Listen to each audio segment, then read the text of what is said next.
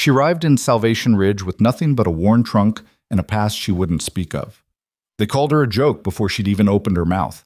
But when betrayal, sabotage, and a ruthless land baron threaten to destroy everything, this quiet woman with calloused hands and steel in her spine becomes the only thing standing between survival and total collapse.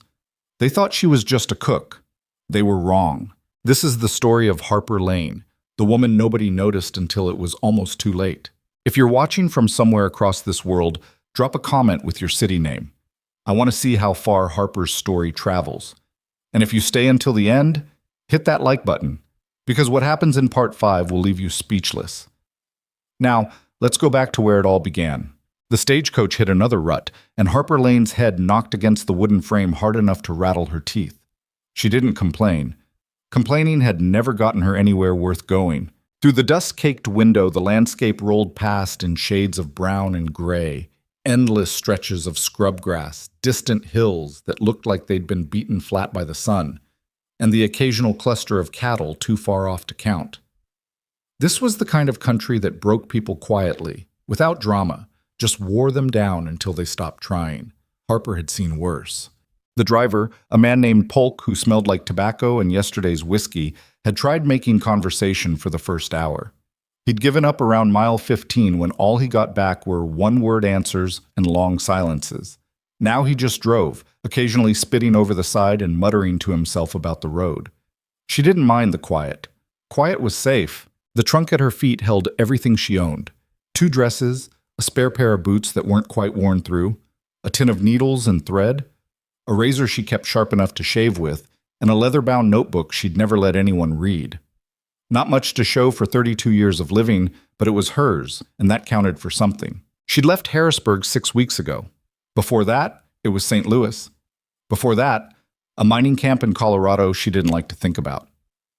The pattern was always the same. Find work, keep your head down, stay until staying became more dangerous than leaving. She'd gotten good at reading the signs.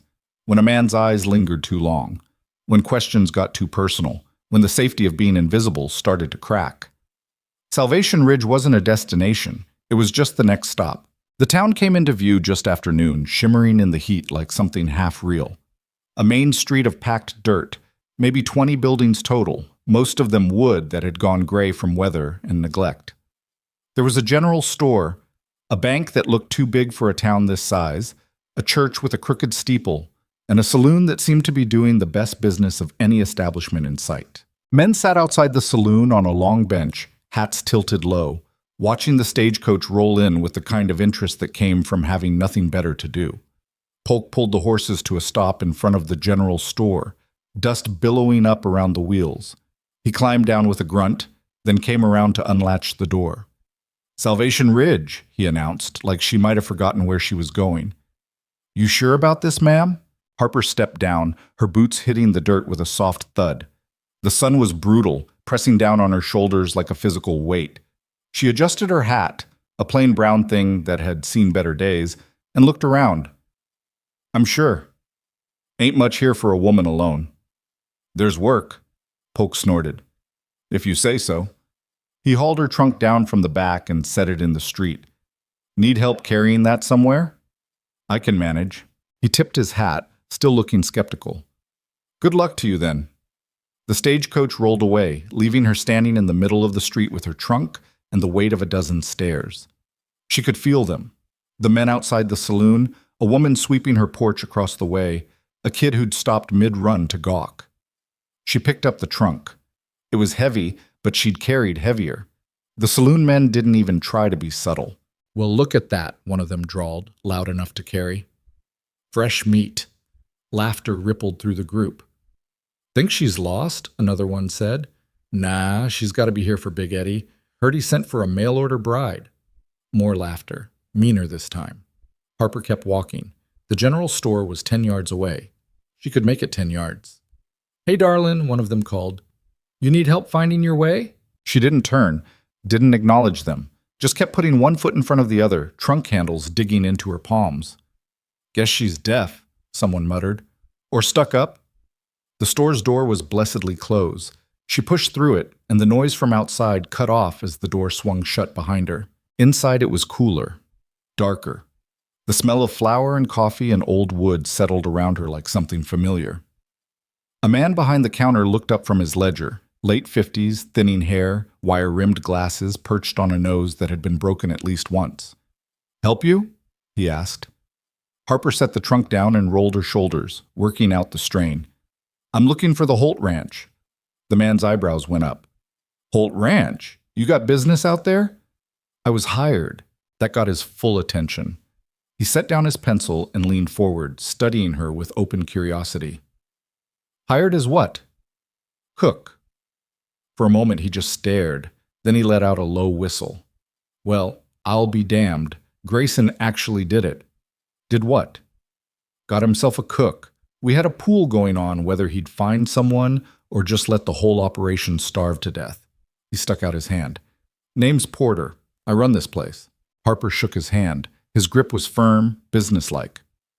"Harper Lane." "Pleasure, Miss Lane. Though I gotta say, you sure you know what you're getting into?" "I know it's a cattle ranch. I know they need someone who can cook. That's all I need to know." Porter scratched his jaw. "Fair enough. But that ranch, it's seen better days. Hell, it's seen better decades. Grayson's holding on by his fingernails out there, and the men he's got working for him are about as rough as they come. I've worked rough before." "I don't doubt it." He pulled a map from under the counter and spread it out, pointing to a spot northwest of town. "You'll head out past the ridgeline, follow the creek bed north for about 3 miles. Can't miss it. There's a big oak tree that's half dead at the turnoff. Property starts just beyond that." Harper committed it to memory. "How do I get there?" "Well, that's the question, isn't it?" Porter glanced at the clock on the wall. "Grayson usually sends someone into town on Fridays for supplies. That'd be tomorrow. You could wait, catch a ride with whoever he sends." "I'd rather not wait." Porter considered this. "I got a wagon out back I use for deliveries. I could loan it to you, long as you bring it back next time you're in town." "I can do that." "Horse ain't much to look at, but she'll get you there." "I appreciate it." He waved off her thanks. "Just doing business. You'll need supplies too, I'd imagine. Kitchen out there's been run by men who think beans and bacon count as a full meal." Harper allowed herself a small smile. "I'll need flour, salt, lard, sugar, coffee, and whatever vegetables you've got that aren't half rotten." "Got potatoes, onions, some carrots that are still good." "I'll take them." They spent the next 20 minutes gathering supplies. Porter moved with the efficiency of a man who'd done this 1,000 times, pulling items from shelves and tallying numbers in his head. Harper watched the total climb and mentally calculated what was left of the money she'd been sent for travel expenses.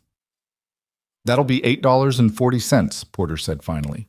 Harper counted out the money. It left her with less than $3 to her name, but that was fine. She'd started over with less.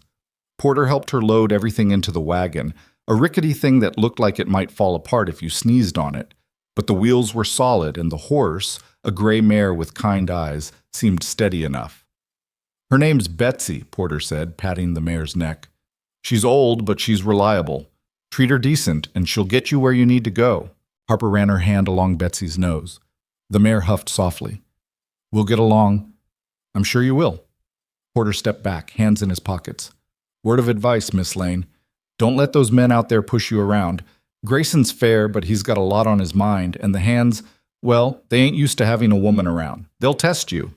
"They can test all they want." Porter grinned. "Yeah, I figured you'd say something like that. Good luck out there." Harper climbed onto the wagon seat and took up the reins. Betsy shifted, ready to move. As they pulled away from the store, Harper caught one last glimpse of the men outside the saloon. They were still watching, still grinning like they'd just witnessed the setup to a joke. Let them laugh. She'd been underestimated before. The ride out to the Holt Ranch took just over an hour. The land stretched out in all directions, empty and vast, the kind of emptiness that made you feel small in a way that was both humbling and unnerving. The sun beat down relentlessly, and Harper was grateful for her hat and the canteen Porter had insisted she take. Betsy plodded along at a steady pace, unbothered by the heat or the rough terrain. Harper let her mind wander, cataloging details. The condition of the fences they passed, poor. The quality of the grazing land, mediocre at best. The distance between water sources, too far for comfort. This wasn't prime ranching country. It was the land you settled for when you couldn't afford better. The oak tree Porter had mentioned appeared right where he'd said it would, a massive, gnarled thing that looked like it had been struck by lightning at least once. Half its branches were dead, reaching up toward the sky like skeletal fingers. Harper turned Betsy north, following a path that was barely visible through the scrub grass. The ranch came into view slowly, emerging from the landscape like something that had tried to hide and failed. The main house was a low, sprawling structure made of wood and stone, functional but graceless. Behind it stood a barn that leaned slightly to one side, a bunkhouse that had seen better days, and a collection of smaller outbuildings in various states of disrepair. Chickens scratched in the dirt near the house. A dog, some kind of cattle dog mix, raised its head from where it had been sleeping in the shade and barked once, more out of obligation than actual alarm. Harper pulled Betsy to a stop near the house and climbed down from the wagon. Her legs were stiff from sitting, and her back ached from the rough ride. The front door opened, and a man stepped out. Grayson Holt. She recognized him from the description in his letter, tall, broad-shouldered, somewhere in his late 30s with dark hair that was starting to gray at the temples. He had the kind of face that had probably been handsome once, before weather and worry had carved lines into it. His eyes were sharp, assessing her with the same careful attention she'd been giving the property. He didn't smile. "Miss Lane." "Mr. Holt, you made good time." "Porter loaned me his wagon." Grayson nodded, then looked past her at the supplies loaded in the back. "You didn't wait for my man to come get you." "Didn't see the point in waiting." Something flickered in his expression. Approval, maybe, or just acknowledgement. "Fair enough. I'll show you where you'll be working." He didn't offer to help with her trunk, just turned and walked toward the house, expecting her to follow. Harper grabbed the trunk and hauled it down from the wagon. It hit the ground with a thud that made the dog's ears perk up. She dragged it toward the house, muscles straining. Grayson glanced back, saw her struggling, and stopped. For a moment, she thought he might actually help. Instead, he just waited, watching her wrestle the trunk up the 2 steps to the porch. When she finally got it inside, he nodded toward a door off the main room. "That'll be your space. Used to be storage, but I cleared it out." The room was small, barely big enough for a narrow bed, a washstand, and a trunk. A single window looked out toward the barn. The walls were bare wood, the floor uneven. It was the nicest place she'd stayed in months. "It's fine," Harper said. Grayson grunted. "Kitchen's through here." He led her through the main room, sparsely furnished, everything worn but clean, and into the kitchen. Harper stopped in the doorway and took it in. The stove was a cast-iron monstrosity that looked like it hadn't been properly cleaned in years. Grease coated the surface, and one of the burner grates was missing. The counter space was minimal, cluttered with dirty dishes and empty cans.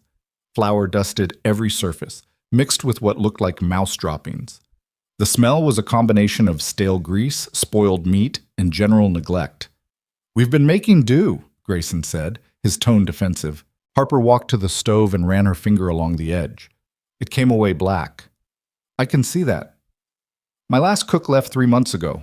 Since then, the men have been taking turns. They try, but..." He trailed off, gesturing at the mess. "When do they eat?" "Breakfast at dawn, lunch around noon, usually something they can take with them. Dinner after the work's done, around 7 or 8. "How many?" 5, counting me. 6 with you." Harper opened a cabinet. Empty cans, a few chipped plates, a skillet with a handle that had been wired back on. "Where do you keep your supplies?" "Pantry's there." He pointed to a door she'd taken for a closet. She opened it and found shelves lined with cans of beans, some dried beef that looked questionable, a nearly empty sack of flour, and precious little else. "I brought supplies," she said. "They're in the wagon." "I'll have one of the men bring them in. I need to inventory what's here first, see what else we'll need." Grayson crossed his arms. "You planning to spend my money before you've even cooked a meal?" Harper met his eyes. "I'm planning to do the job you hired me for. Can't cook without ingredients." They stared at each other for a long moment. Testing, measuring. Finally, Grayson nodded. "Make a list. We'll go over it tonight." "Fine." He turned to leave, then paused. "The men eat at 6. That gives you..." He checked his pocket watch. "About 4 hours to get something together." "I'll manage." "They're not picky, but they eat a lot, and they'll judge you on the first meal. Everyone judges on the first meal. Another nod. I'll send someone to help with the supplies. He left, his boots heavy on the floorboards. Harper stood alone in the kitchen, taking in the full scope of what she'd walked into. This wasn't just neglect. This was a kitchen that had been slowly dying for months, maybe longer. She rolled up her sleeves. Fog. The man Grayson sent was young, maybe 20, with sandy hair and a sunburn that suggested he'd forgotten his hat more than once recently. He appeared in the kitchen doorway carrying Harper's trunk like it weighed nothing, his eyes wide with the kind of curiosity that hadn't learned to hide itself yet. "Ma'am," he said, setting the trunk down. "I'm Nate. Mr. Holt said you needed help with supplies." "In the wagon," Harper said, not looking up from where she was scrubbing the stove. "Everything needs to come in, and I need water, as much as you can carry." "Yes, ma'am." He disappeared and returned a few minutes later with the first armload of supplies. Then the water, 2 buckets that sloshed as he set them down. "More," Harper said. Nate blinked. "More water?" "This kitchen hasn't been properly cleaned in months. I'll need at least 6 more buckets." "6? Unless you want to keep eating whatever's been cooked in that grease." Nate looked at the stove and went a little pale. "No, ma'am, 6 buckets coming up." He was good help, young and eager, following instructions without question. By the time he'd brought in all the supplies and enough water to fill the reservoir on the stove, Harper had scraped most of the grease off the cooking surface and was working on the oven. "Anything else you need?" Nate asked. "Wood for the stove. And where's the slaughter area?" "Slaughter area? Where you butcher the cattle." "Oh, that's out by the barn. But we we mostly eat salt pork and beans." Harper straightened, wiping her hands on a rag. "You're sitting on a cattle ranch and you're eating salt pork?" Nate shifted uncomfortably. "Mr. Holt doesn't like to cut into the herd unless he has to. Every head counts when you're trying to make the drive." "What about chickens?" "We got chickens." "Then I'll need 3 of them, plucked and cleaned." Nate's eyes went even wider. 3? For tonight? You said the men eat a lot." "Well, yeah, but 3 chickens, Nate, unless you want beans again." He practically ran out of the kitchen. Harper allowed herself a brief smile. The kid was sweet. Probably too sweet for this kind of life, but that wasn't her problem. She turned back to the stove. The reservoir was starting to heat, steam rising from the surface. She'd need that water hot if she was going to make any real progress. Over the next hour, she worked with methodical intensity, scrubbing, organizing, throwing out anything that had gone bad or looked questionable. The mouse droppings went into the trash. The empty cans got stacked outside. The dishes got washed and put away. By the time Nate returned with the chickens, already plucked and cleaned, bless him, the kitchen was starting to look like a kitchen instead of a disaster site. "Where'd you learn to do that so fast?" Nate asked, watching her joint the first chicken with quick, precise cuts. "Practice." "You been a cook long?" "Long enough." He hovered in the doorway, clearly wanting to ask more questions but not quite brave enough. Harper ignored him, focusing on her work. The chickens went into a pot with water, onions, and salt. She'd let them simmer while she worked on everything else. Biscuits next. She mixed flour, lard, and buttermilk powder into a rough dough, her hands moving from memory. The oven was finally hot enough. She shaped the biscuits and slid them in, then turned her attention to the potatoes. "You need anything else?" Nate asked. "Where's the dining room?" "We eat in the bunkhouse mostly, sometimes out on the porch if it's nice." "Set up a table out front, 6 places." "Yes, ma'am." He disappeared again, and Harper kept working. Peel the potatoes, dice them, add them to the pot with the chicken, taste the broth, more salt, a little pepper. Some of the carrots chopped rough. The kitchen was hot from the stove, and sweat ran down her back, but she didn't stop. There was a rhythm to this work, a pattern that made sense in a way most things didn't. You took raw ingredients and turned them into something people needed. Simple, direct. The biscuits came out golden. The chicken stew thickened into something that actually looked like food. Harper tasted it again, adjusted the seasoning, and nodded to herself. Good enough. Through the window, she could see the sun starting to drop toward the horizon. Men were coming in from the fields. She could hear their voices, rough and tired. She ladled the stew into a large serving bowl and carried it outside. The table Nate had set up was rough wood, scarred from use, but he'd wiped it down and arranged plates and spoons with careful precision. 5 men sat around it, and they all turned to look at her as she approached. Grayson was at the head of the table, still in his work clothes, dust in his hair. Next to him sat a man who had to be in his 60s, leathery skin and hands that looked like they'd been working since childhood. Across from him was someone younger, maybe 30, with dark hair and eyes that tracked Harper's every movement with calculating interest. The 4th man was thin and wiry, with a nervous energy that seemed to radiate off him. And then there was Nate, sitting at the far end, trying not to look too eager. "Gentlemen," Harper said, setting the bowl down in the center of the table. "Dinner." She went back for the biscuits and a crock of butter she'd found in the pantry. When she returned, none of them had moved. "Well," Grayson said, "you going to stare at it or eat it?" The older man reached for the ladle first. He filled his bowl, took a biscuit, and brought a spoonful to his mouth. He chewed slowly. His expression didn't change. Then he took another bite. "Samuel?" Grayson prompted. Samuel, the older man, looked up at Harper. "Where'd Grayson find you?" "Harrisburg." "They teach cooking like this in Harrisburg?" "I taught myself." Samuel grunted and took another bite. "Well, you're better than any cook we've had in 5 years. Maybe longer." The other men started eating then, the nervous energy breaking into genuine hunger. Plates were filled and refilled. The biscuits disappeared. Someone asked if there was more stew, and Harper went back to the kitchen to get it. By the time she returned, the conversation had started up. Work talk, mostly. Something about fence repairs and a problem with the south pasture. Harper set down the second pot and stepped back, watching. The dark-haired man, the one who'd been watching her so carefully, caught her eye. "You got a name?" he asked. "Harper Lane." "Wes Dalton." He didn't offer his hand. "You always this quiet?" "I talk when there's something worth saying." One of the other men snorted. "She got you there, Wes." Wes smiled, but it didn't reach his eyes. "Just making conversation." "Make it with someone else," Samuel said. "Let the woman eat." Harper hadn't planned on sitting with them, but Samuel's tone made it less a suggestion and more an order. She got herself a bowl and took the empty seat between Nate and the nervous-looking man. "I'm Charlie," the nervous man said, nodding at her. "I handle the horses mostly." "Nice to meet you." They ate in relative silence after that. Harper was aware of Grayson watching her from the head of the table, his expression unreadable. She ignored him and focused on her food. The stew was good. Not great, but good. The biscuits could have used a touch more salt. She'd do better tomorrow. When the meal was finished and the men started to push back from the table, Grayson stood. "Charlie, Wes, you're on dishes tonight." Both men groaned but didn't argue. They started gathering plates while the others dispersed. Samuel tipped his hat to Harper on his way past. "Fine meal, Miss Lane. Looking forward to breakfast." "Thank you." Nate lingered, clearly wanting to say something.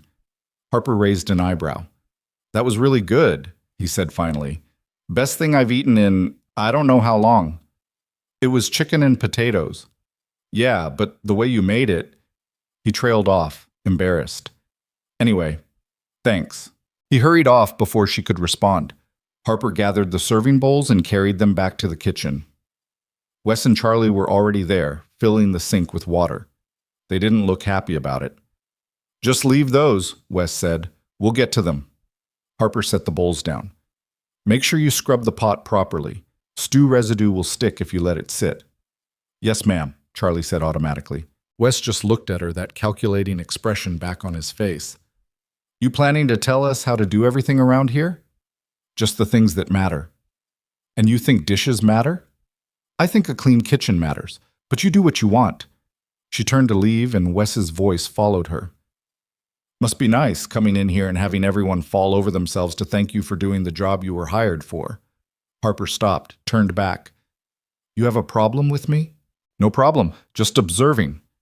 "Then observe quietly." She left before he could respond. Later, alone in her small room, Harper sat on the edge of her bed and listened to the sounds of the ranch settling for the night. Boots on wood, low voices, the dog barking at something in the distance. She opened her trunk and pulled out the leather notebook, running her fingers over the worn cover. Inside were pages of notes, observations, records she'd kept from every place she'd worked, names of people who'd been kind, names of people who'd been dangerous, recipes, survival strategies. She added a new entry. Salvation Ridge, Holt Ranch, 6 people.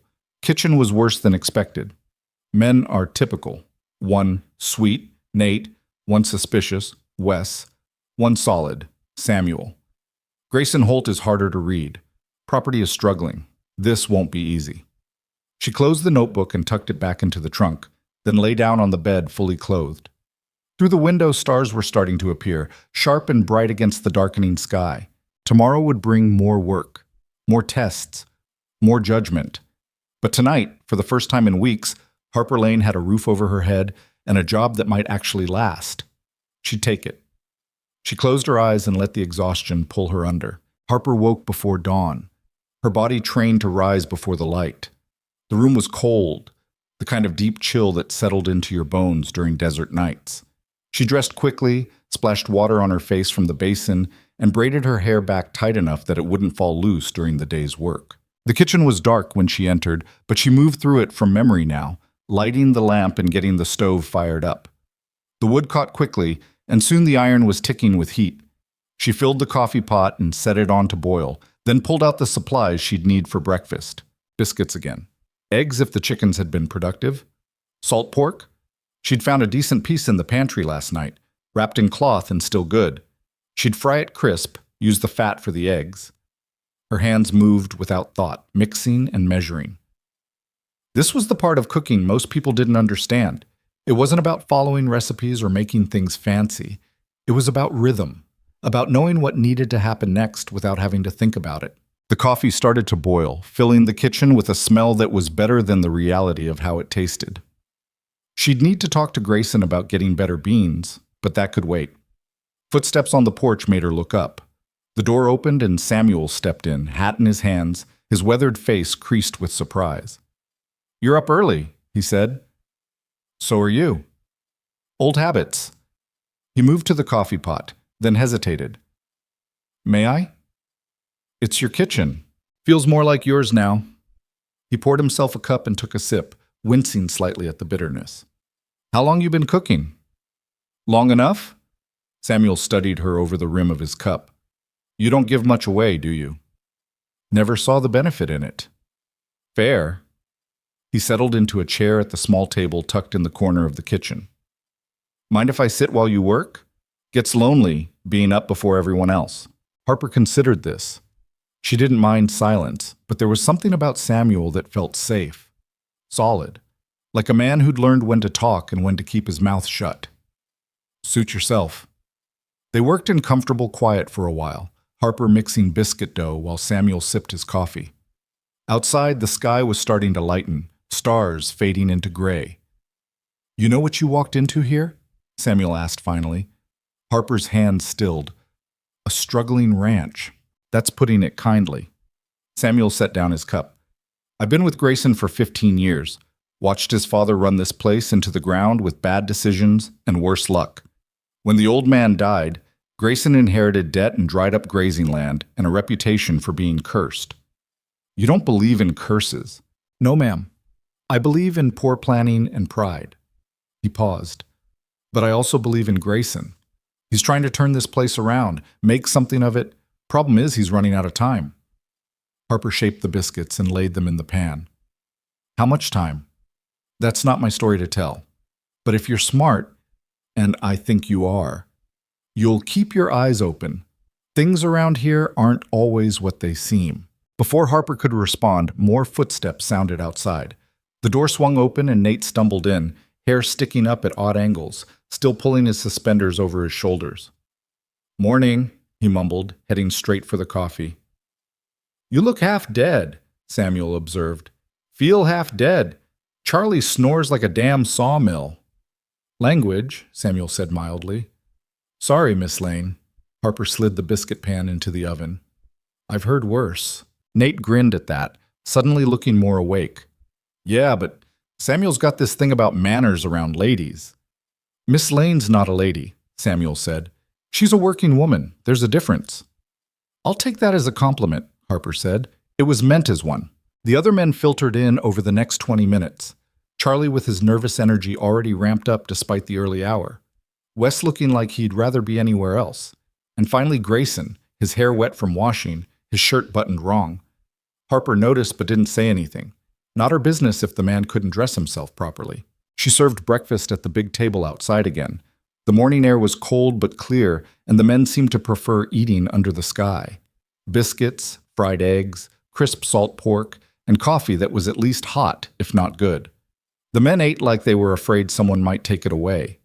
Even Wes, who'd been so skeptical last night, cleaned his plate and reached for seconds without comment. "This is getting dangerous," Charlie said, sopping up egg yolk with a piece of biscuit. "I could get used to eating like this." "Don't," Grayson said. "We've got work today that'll burn off any comfort you're feeling." "What's on the list?" Samuel asked. "South fence needs repair, the whole damn line from what I could see yesterday. And we need to move the herd closer to the north pasture before the water dries up completely." Wes leaned back in his chair. "That fence has needed work for months." "Why now?" "Because I said so." Something passed between them, a tension Harper couldn't quite read. Wes looked like he wanted to say more, but Samuel cleared his throat meaningfully and the moment broke. "We'll get it done," Samuel said. "Nate, you're with me on the fence. Charlie, you and Wes move the herd." "What about me?" Grayson asked. "You've got paperwork you've been avoiding. Bills don't pay themselves." Grayson's jaw tightened, but he nodded. "Fine."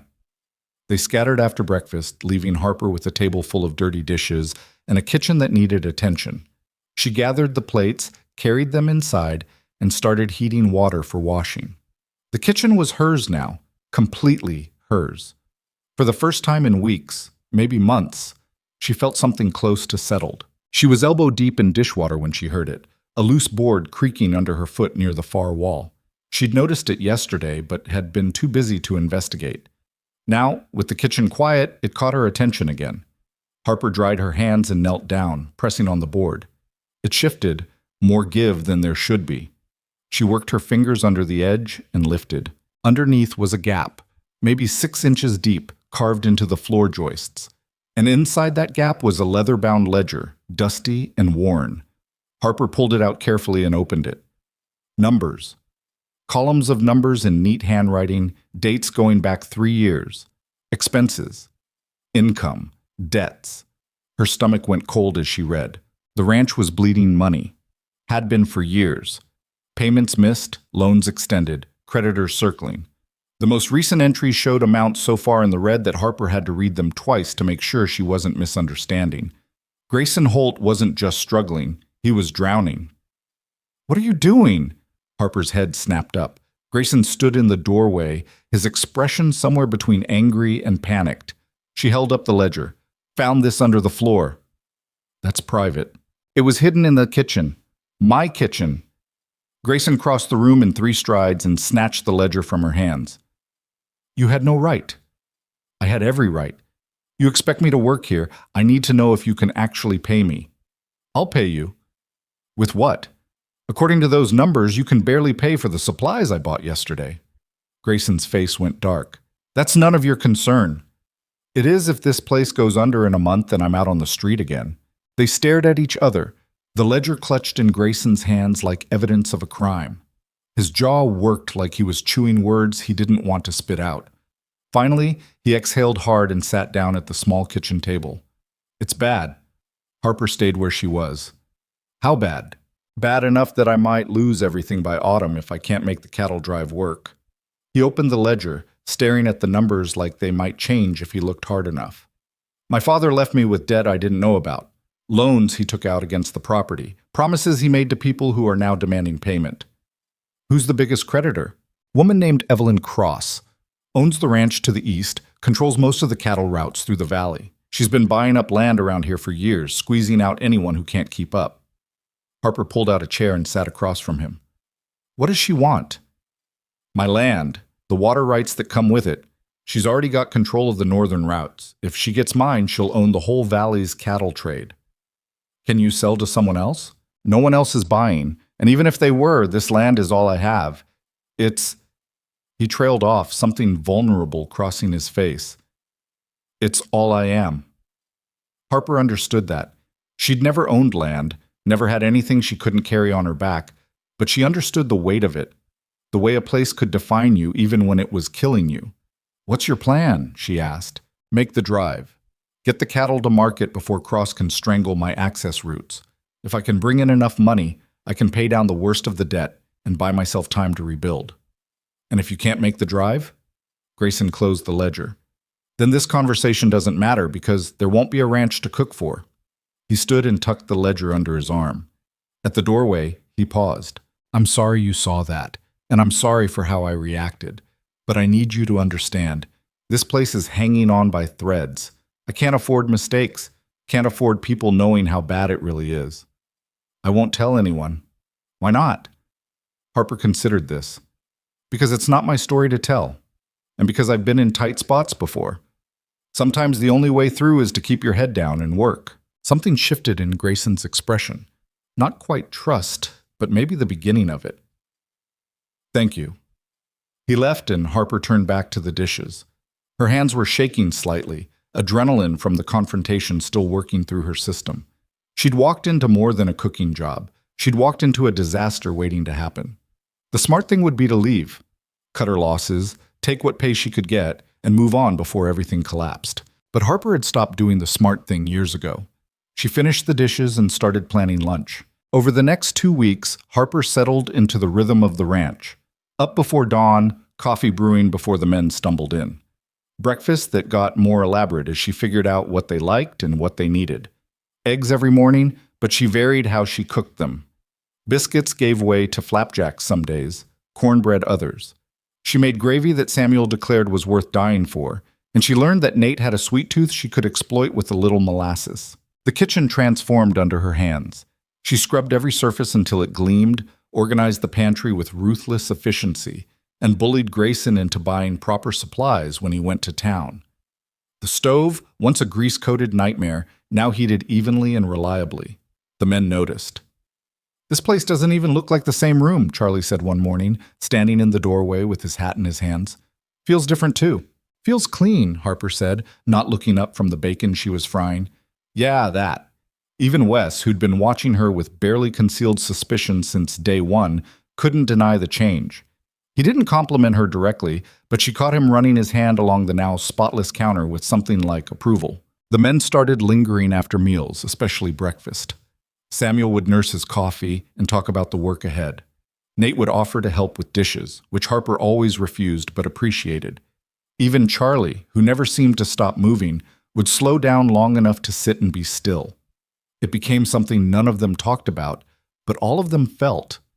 A center point in a place that had been falling apart for so long, they'd forgotten what holding together looked like. Harper understood what was happening. They were starting to rely on her, not just for food, but for the stability she brought. The sense that maybe things could be okay if someone was taking care of the details. It made her nervous.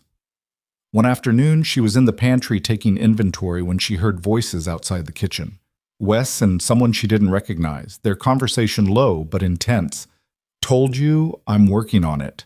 Working on it isn't good enough. She wants results."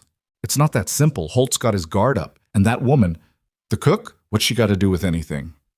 "I don't know yet, but she notices things. Asked me yesterday why we weren't slaughtering our own cattle when we're sitting on a herd." "So? That's a reasonable question?" "Yeah, but the way she asked it, I don't trust her." Harper pressed herself against the pantry wall, barely breathing. "You're paranoid," the stranger said. "Just get the information Cross needs and keep your mouth shut. A few more weeks and this whole place will be hers anyway." "And my cut? You'll get paid. You always do." Footsteps moved away, and Harper waited a full minute before emerging from the pantry. Her heart was racing, thoughts spinning. Wes was reporting to Evelyn Cross, feeding her information, sabotaging Grayson from the inside. She needed to tell someone. Grayson, Samuel, anyone. But something stopped her. She'd learned the hard way that accusations without proof were just words, and words could get you hurt or fired or worse. She needed to be sure, needed to know exactly what Wes was doing and how deep it went. So she watched, and she listened. Over the next few days, Harper paid attention to Wes in ways she hadn't before. The way he always volunteered for jobs that took him off the property.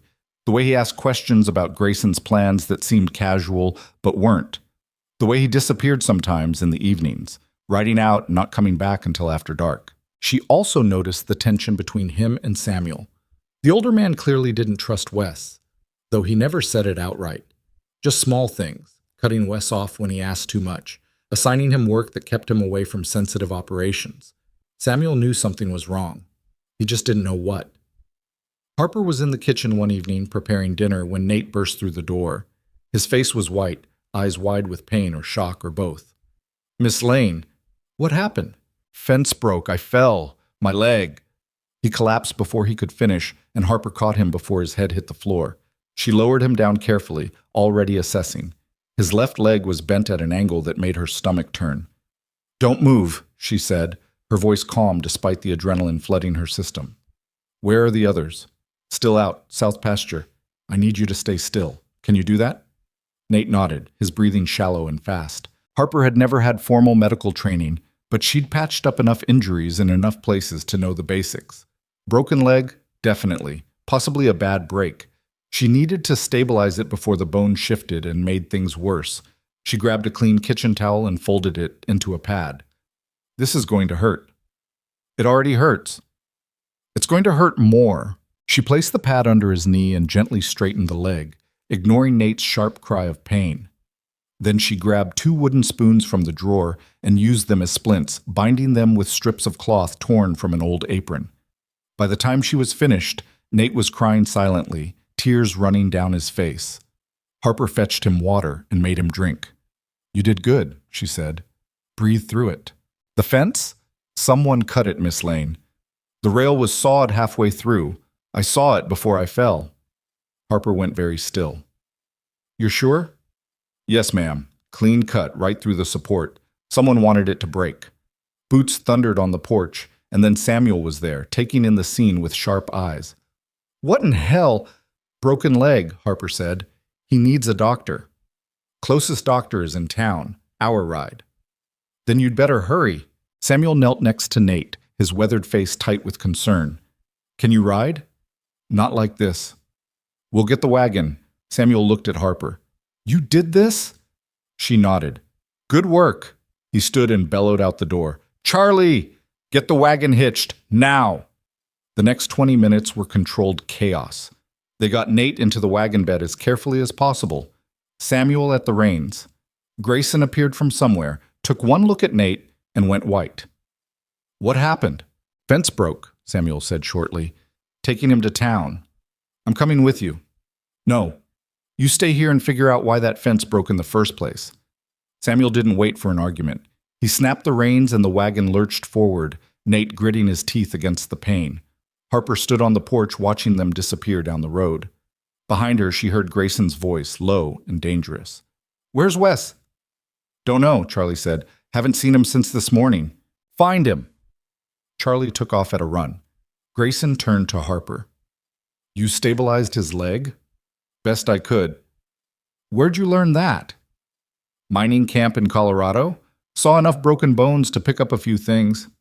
Grayson studied her, and Harper met his gaze steadily. She could see him reassessing her, adding layers to whatever picture he'd built in his head. "Thank you," he said finally. "Just did what needed doing." Charlie returned 10 minutes later out of breath. "Can't find Wes anywhere. His horse is gone." Grayson's expression went dark. "When did he leave?" "No idea, but I checked the south fence like you asked." Charlie swallowed hard. Nate was right. The support was cut clean through. Someone sabotaged it. For a long moment, no one spoke. Then Grayson turned and walked toward the barn, his stride sharp with purpose. Harper followed him. He was in the tack room pulling down a rifle, checking the chamber with practiced hands. His jaw was set in a way that suggested he was about to do something stupid. "Don't," Harper said. "Don't what?" "Whatever you're planning. Someone just tried to kill one of my men. You expect me to sit here and do nothing?" "I expect you to think.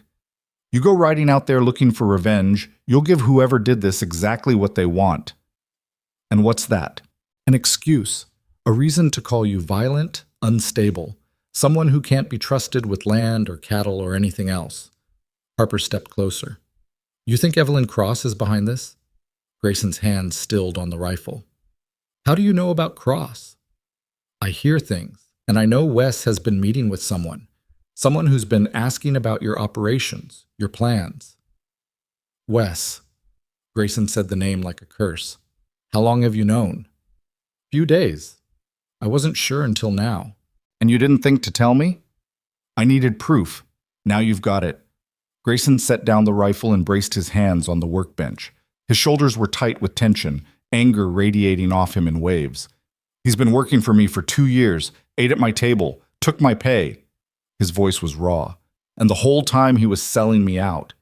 Harper understood betrayal, had felt its particular sting more times than she could count. But this wasn't the time for sympathy. What are you going to do? Find him. Make him answer for what he did. And then what?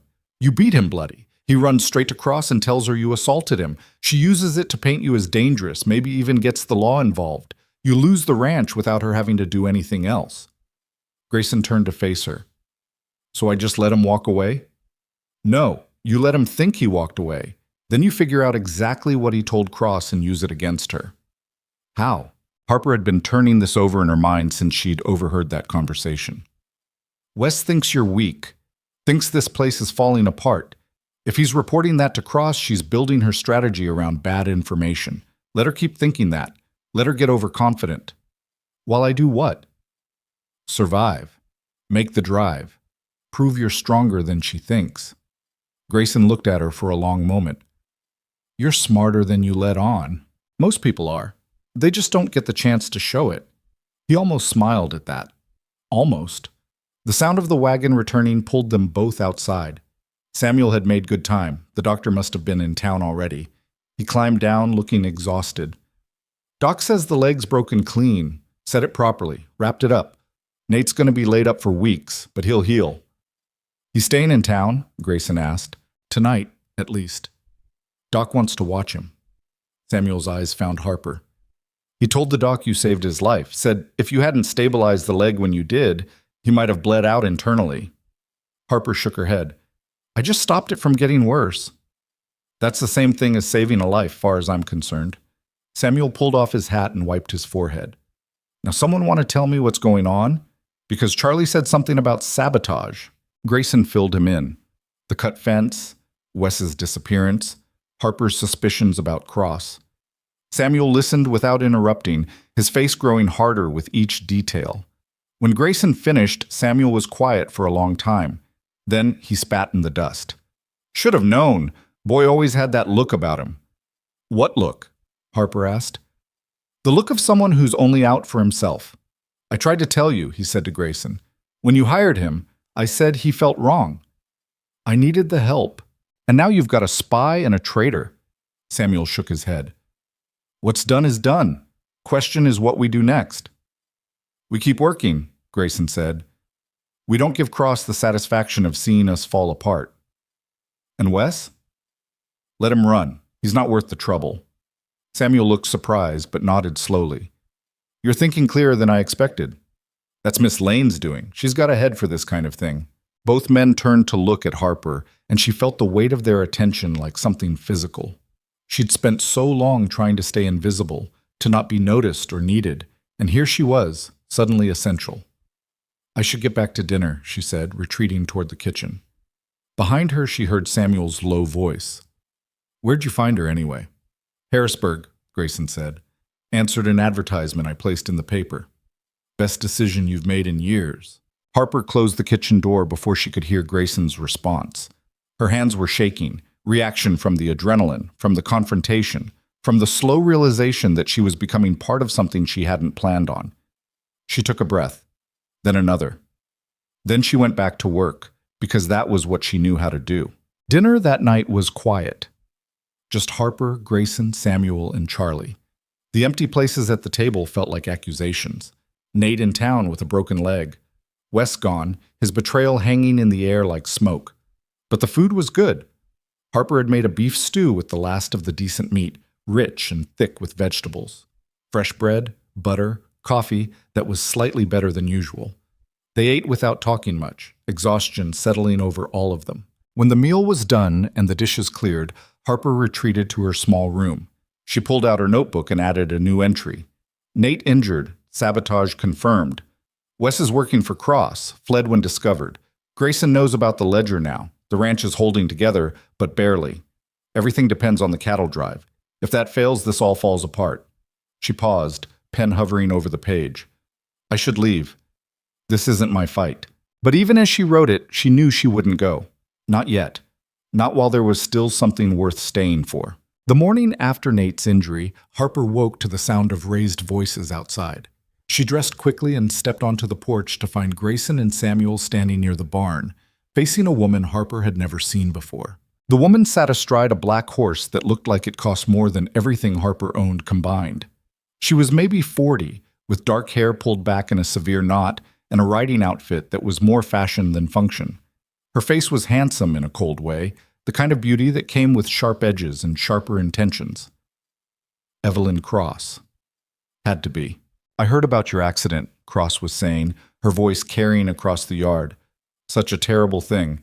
I wanted to come personally and express my concern. Your concern isn't needed, Grayson said flatly. Nevertheless, I'm offering it. A broken leg is serious business. If you need help managing the work while you're short-handed, I'd be happy to loan you some of my men. I'll manage. Cross's smile didn't reach her eyes. Of course you will. You always do, don't you? Scraping by, barely holding on. It's admirable, really. Some might say stubborn. Samuel shifted his weight, and Harper saw his hand rest casually on his belt, close to where she knew he kept a knife. The old man didn't trust easy, and he clearly didn't trust this woman at all. Was there something you actually wanted, Mrs. Cross? Grayson asked. Or did you just come to gloat? I came to make you an offer, a fair one. Cross adjusted her reins, the horse shifting beneath her. You're struggling, Grayson. Everyone knows it. This ranch is bleeding money, and you can't possibly make enough on the cattle drive to dig yourself out. But I can help. I don't need your help. You need someone's help. Why not mine? She leaned forward slightly. I'll buy the property. Not for what it's worth on paper, but for what you actually owe.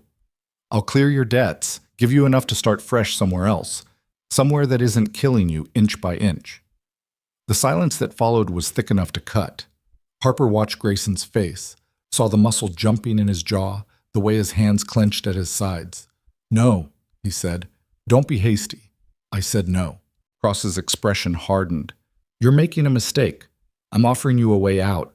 A dignified exit before everything collapses around you. This is my land, my father's land. I'm not selling it to you or anyone else. Your father's land?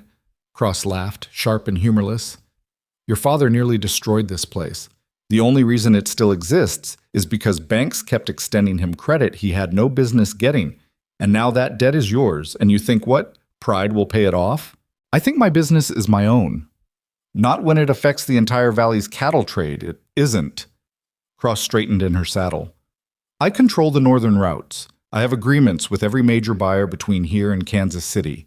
You think you're going to waltz your herd to market without going through territory I manage? You're delusional. Harper had heard enough. She stepped off the porch, moving into Cross's line of sight. Cross's gaze swung toward her, taking her in with one dismissive sweep. And who's this? The cook, Grayson said shortly. How domestic.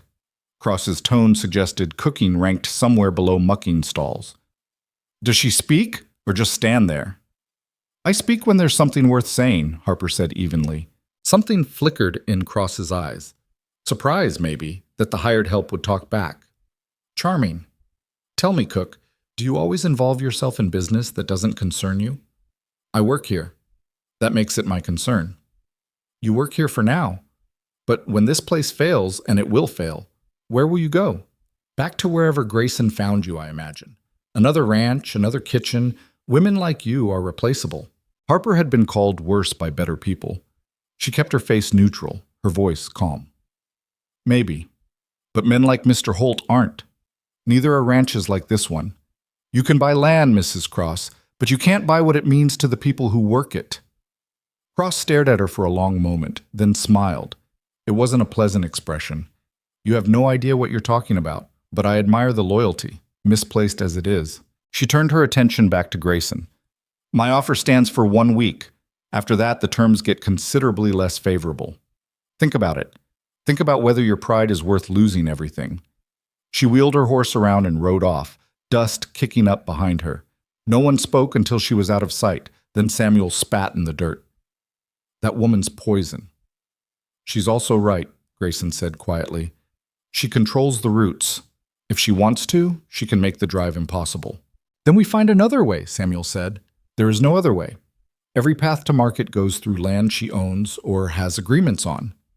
Harper's mind was already working through possibilities, connections, the details she'd picked up from overheard conversations. What about Martin Keene?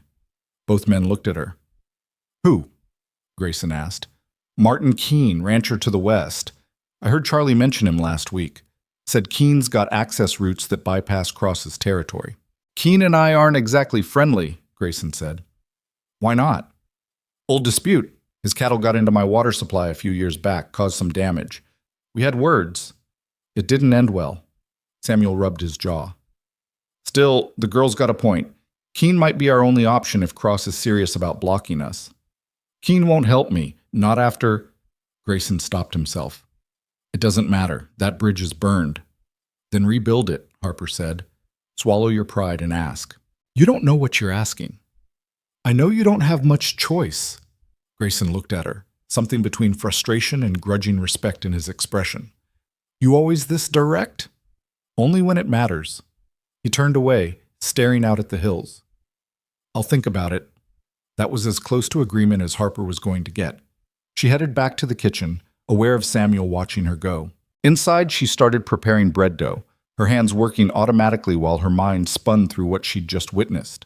Cross wasn't just trying to buy the ranch. She was trying to corner Grayson, remove every option until selling was the only thing left. And she was doing it legally. Smart. Ruthless, but smart. The door opened and Charlie came in, looking worried. Miss Lane, I need to head into town. Check on Nate. Bring him some things. You need anything? How's he doing? Doc says he's healing, but he's going crazy just lying there. Figured I'd bring him some books, maybe some decent food. Harper thought for a moment, then pulled out a small cloth bag and filled it with biscuits left from breakfast. Give him these, and tell him he's not to worry about work. We'll manage. Charlie took the bag, his expression grateful. He thinks he let Mr. Holt down. Keeps saying he should have been more careful. It wasn't his fault. That fence was sabotaged. I know. We all know. But Nate's young. He takes things hard. Charlie hesitated. Can I ask you something? Go ahead. Why are you still here? Most folks would have run when they saw how bad things were. But you stayed. Why? Harper shaped the dough into a round loaf, pressing her thumbs into the center. I've run enough. Gets tiring after a while. That's it? That's enough. Charlie nodded slowly, like he understood something he couldn't quite put into words. Well, we're glad you stayed. Don't know what we'd do without you.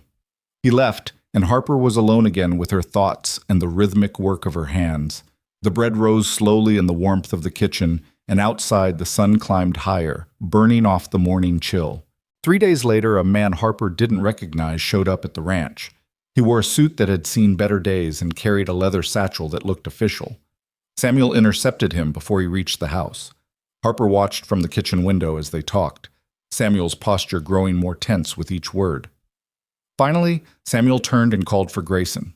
By the time Grayson came out, the suited man was already pulling papers from his satchel. Harper moved closer to the window, straining to hear. Filing a legal claim on the water rights, the man was saying. Mrs. Cross maintains that the original survey was incorrect, and that the spring feeding your northern pasture actually originates on her property. That's a damn lie, Grayson said, his voice tight with anger. That's a matter for the courts to decide. In the meantime, this is a cease and desist order preventing you from accessing the disputed water source until the claim is resolved. Samuel stepped forward. You can't do that. We need that water for the herd. I'm simply delivering the papers, sir. If you have objections, you'll need to file them with the county clerk. When? Grayson demanded. The hearing is scheduled for 6 weeks from today. 6 weeks? The drive has to happen before then, or we miss the market window entirely. The suited man's expression suggested he knew this perfectly well and didn't care. Again, sir, I'm just the messenger. You'll receive formal notice in the mail. He handed the papers to Grayson and left without another word. Harper stepped out onto the porch. Grayson was staring at the papers like they might spontaneously combust. Samuel stood beside him, his weathered face lined with worry. What does it mean? Harper asked. It means Cross just cut off our water access, Samuel said, right when we need it most.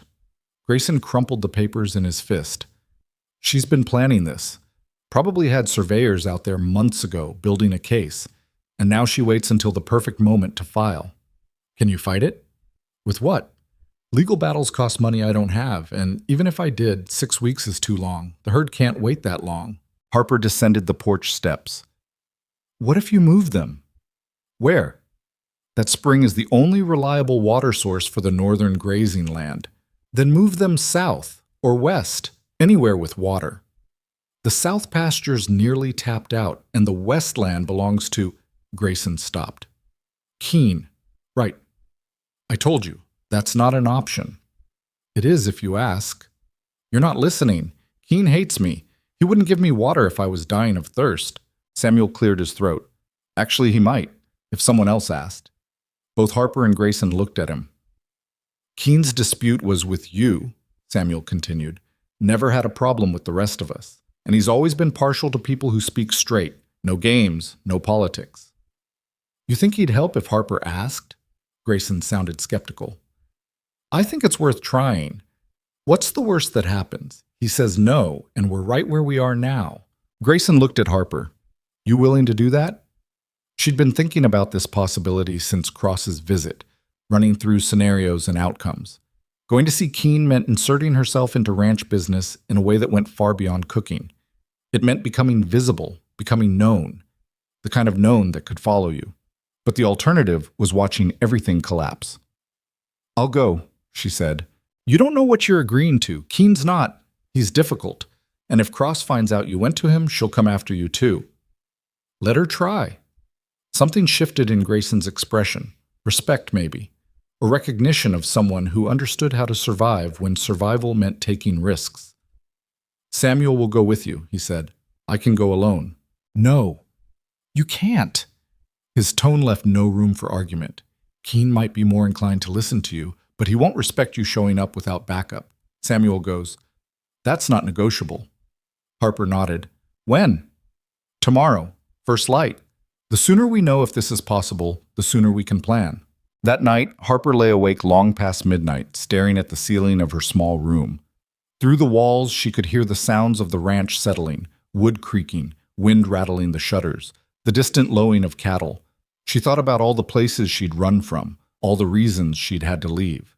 Bad men. Bad situations. The slow accumulation of small dangers that added up to something she couldn't ignore. This was different. This was choosing to walk into trouble instead of away from it. She must be losing her mind. The door to her room was locked, but she got up anyway and wedged a chair under the handle. Old habits died hard. Then she pulled out her notebook and wrote by candlelight. Going to see Martin Keene tomorrow. Samuel says he's fair but hard. If this works, it might save the ranch. If it doesn't, I'm out of ideas. Cross is tightening the noose and we're running out of air. I should have left weeks ago. Should have seen this coming and gotten out before it got complicated. But I didn't. And now I'm in it. She closed the notebook and blew out the candle. Outside, the desert night was vast and empty and indifferent to the small human dramas playing out beneath it. Harper closed her eyes and let the darkness take her. Morning came cold and clear. Harper dressed in her most practical clothes, pants borrowed from the spare gear in the bunkhouse, boots that actually fit, her plainest shirt. She braided her hair tight and pinned it under her hat. Samuel was already waiting with 2 horses saddled when she emerged. He looked her over and nodded approvingly. You ride? Enough to stay on. Good enough. He handed her the reins to a calm-looking mare. Her name's Dolly. She's patient with folks who aren't used to spending all day in the saddle. Harper mounted carefully. It had been a while since she'd ridden, and her legs protested the unfamiliar stretch. But she settled into the saddle and gathered the reins. Grayson appeared from the barn, leading his own horse. I'm coming with you. No, Samuel said firmly. You're not. This is my ranch, and you showing up at Keene's door is guaranteed to make this fail. You stay here. Let Harper do the talking. Grayson looked like he wanted to argue, but something in Samuel's expression stopped him. Fine, but if this goes wrong, it won't, Harper said, with more confidence than she felt. They rode out as the sun broke over the hills, turning the landscape gold and amber. The air was cool, the sky cloudless. It should have been beautiful, but Harper couldn't shake the tension coiled in her chest. The ride to Keene's ranch took 3 hours. Samuel set a steady pace, pointing out landmarks and giving Harper information about the man they were going to see. Keene's been here longer than anyone. Came west during the war, carved out his piece of territory, and held it through drought, recession, everything. He's got no patience for fools, but he respects honesty. What happened between him and Grayson? Samuel sighed. Keene's cattle broke through a fence, old fence, should have been replaced years ago, and got into Grayson's water supply. Fouled it up pretty bad. Grayson went over there hot, made accusations, said some things he shouldn't have. Keene said some things back. Both of them too proud to apologize after. How long ago? 3 years. That's a long time to hold a grudge. Welcome to ranching. We've got nothing but time out here, and memories last. The Keene ranch emerged from the landscape gradually, first just buildings on the horizon, then details sharpening into focus. It was bigger than Grayson's operation, better maintained. The fences were straight and solid, the buildings in good repair. This was a ranch that had money and knew how to keep it. A dog started barking as they approached, and a man stepped out of the barn. He was tall and broad, probably in his 60s, with iron gray hair and the kind of build that suggested he still did hard labor despite his age. "Samuel," he called out, his voice carrying easily across the yard. "Didn't expect to see you." "Martin." Samuel dismounted and Harper followed suit. "This is Harper Lane. She's working for Grayson." Keene's eyes moved to Harper, assessing. "You're the cook I've been hearing about." "Word travels," Harper said. "In a valley this size? Everything travels." Keene crossed his arms. "What brings you out here? And don't tell me it's a social visit." "We need help," Harper said. There was no point dancing around it. "Help with what?" "Water access. Cross filed a claim on our northern spring. We need somewhere to graze the herd until we can make the drive." Keene's expression didn't change. "And Grayson sent his cook to ask me?" "Grayson doesn't know I'm asking. He thinks you'll refuse." "He's probably right." "But you haven't refused yet." Something almost like amusement flickered across Keene's face. "No, I haven't. Come inside. We'll talk." His house was spare but comfortable, the furniture worn but sturdy. He poured coffee, actual good coffee, Harper noted, and settled into a chair by the fireplace. "Cross is squeezing Grayson," Keene said. It wasn't a question. "Yes," Harper confirmed. "Been squeezing everyone around here for years, buying up land, controlling routes, making it impossible to operate without going through her." He sipped his coffee. "Why should I help?" "Because if she gets the Holt ranch, she'll have complete control of the valley, and eventually she'll come after you too." "Maybe. Maybe not. I've got better lawyers than Grayson." "But you don't have better water access. And if she controls the routes, lawyers won't matter. She'll strangle you the same way she's strangling him." Keene studied her over his coffee cup. "You're smarter than you look." "I get that a lot." He laughed, a short bark of sound. "I bet you do." "All right, here's the truth. I don't like Grayson. He's stubborn and proud, and he said things 3 years ago that I haven't forgotten.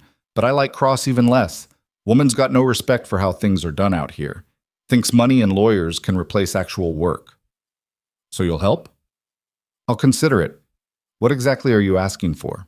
Harper laid it out carefully. Access to Keene's western grazing land for the Holt herd, use of his water sources, a route to market that didn't go through Cross's territory. When she finished, Keene was quiet for a long time. "That's asking a lot," he said finally. "I know. If Cross finds out I'm helping Grayson, she'll make trouble for me too." "Yes." "And you think it's worth the risk?" Harper met his eyes. "I think if we don't stand together, she picks us off one by one. You today, someone else tomorrow. Eventually, there's nobody left." Keene stood and walked to the window, looking out at his land. "You know what the problem is with people like Cross? They think everything's for sale. Land, loyalty, dignity. They can't understand that some things matter more than money." He turned back to face Harper. "I'll help. But not because Grayson asked. Because you did. And because you're right. If I don't make a stand now, I'll be making one later under worse circumstances." Relief flooded through Harper, so intense it made her lightheaded. "Thank you." "Don't thank me yet. There's conditions." "Name them." First, Grayson agrees to fix that damn fence between our properties. Should have been done years ago. Second, I want a written agreement about water sharing in drought years. Fair terms, not him taking advantage when I'm helping him now. Third, he paused. Third, you tell me why a woman like you is working for a failing ranch in the middle of nowhere. That last one caught Harper off guard. That's personal. So is letting you use my land. Answer the question. Harper considered lying, considered giving him some version of the truth that was easier to swallow. But Keene had been straight with her, and he deserved the same. I'm working there because I needed a job and he needed a cook. I'm staying because... She paused, searching for words. Because I've run from enough places. And this one feels like it might be worth staying for. Keene nodded slowly. Fair enough. He stuck out his hand. You've got a deal. Harper shook it. His grip was firm, calloused, the handshake of a man who'd worked with his hands his whole life. Samuel, who'd been silent through most of the exchange, finally spoke. You're a good man, Martin. I'm a practical man. There's a difference. Keene walked them to the door. Tell Grayson to get that agreement drawn up. I want it in writing before the herd moves onto my land. I'll tell him, Harper said. They rode back in the early afternoon heat, the sun beating down relentlessly. Samuel was grinning, the first genuine smile Harper had seen on his face in weeks. You did it, he said. I wasn't sure you could, but you did. He was already inclined to help. I just gave him a reason. Don't sell yourself short. You walked in there and talked to him like an equal. That matters to men like Keene. Harper didn't respond. She was too busy processing what had just happened, what it meant. They had a path forward now. Not a guaranteed path, but a possible one. It was more than they'd had that morning. When they got back to the ranch, Grayson was waiting on the porch. He stood as they approached, tension in every line of his body. Well? He asked. He agreed, Harper said, dismounting. But there's conditions. She laid them out. The fence repair, the water agreement, the written contract. Grayson listened without interrupting, his expression unreadable. When she finished, he was quiet for a moment, then he nodded. I can do that. All of it. Even the fence? Even the fence. It should have been fixed years ago anyway. He looked at Harper. How did you convince him? I told him the truth, that Cross is a threat to everyone, not just you, and that if he didn't help now, he'd regret it later. And he listened to you. He's a practical man. Grayson almost smiled. Seems to be going around. He glanced at Samuel. Get Charlie. We need to draft that agreement tonight and have it to Keene by tomorrow. And then we need to plan the actual drive. Routes, timing, supplies. I'll get on it, Samuel said. He headed toward the bunkhouse, leaving Harper and Grayson alone. I underestimated you, Grayson said quietly. When you first arrived, I thought you were just, I don't know, someone who needed work and would probably leave in a few weeks. I almost did leave several times. Why didn't you? Harper considered this. No good reason, just a feeling that if I left now, I'd regret it. I'm glad you didn't. He hesitated. What you did today, going to Keene, getting him to agree, that saved us. Maybe saved everything. I won't forget that. I just did what needed doing. No, you did more than that. Grayson looked out at the ranch, at the land he was fighting so hard to keep. Most people would have walked away by now, would have seen how bad things were and decided it wasn't worth the trouble. But you stayed, and you fought. That means something. Harper didn't know what to say to that, so she said nothing. Just stood there beside him in the fading afternoon light, both of them looking at the same struggling, stubborn piece of earth. I should start dinner, she said finally. Yeah, and I should get that paperwork started. He turned to go, then paused. Harper? Yes? Thank you. She nodded and headed to the kitchen, her mind already running through what she could make with the supplies on hand. Behind her, she heard Grayson's boots on the porch, the door closing.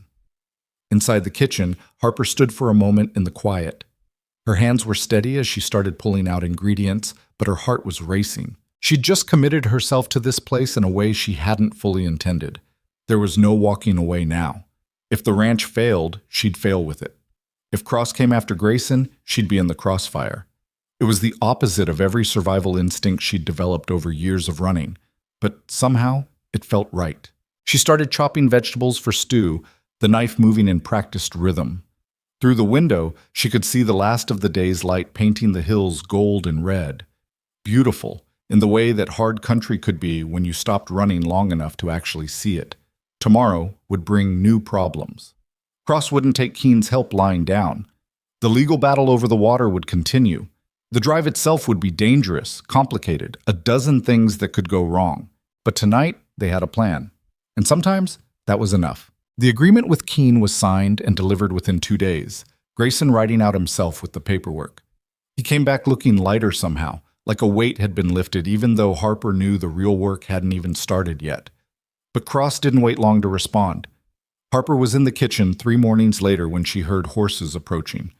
Too many horses for a casual visit. She wiped her hands on her apron and moved to the window. 6 riders. Cross in the lead, flanked by men who looked more like hired muscle than ranch hands. They pulled up in front of the house with the kind of deliberate swagger meant to intimidate. Grayson emerged from the barn, Samuel right behind him. Charlie appeared from the bunkhouse, and Harper noticed he'd brought his rifle. She stepped onto the porch, staying back but visible. "Mrs. Cross," Grayson said, his voice carefully neutral, "wasn't expecting you.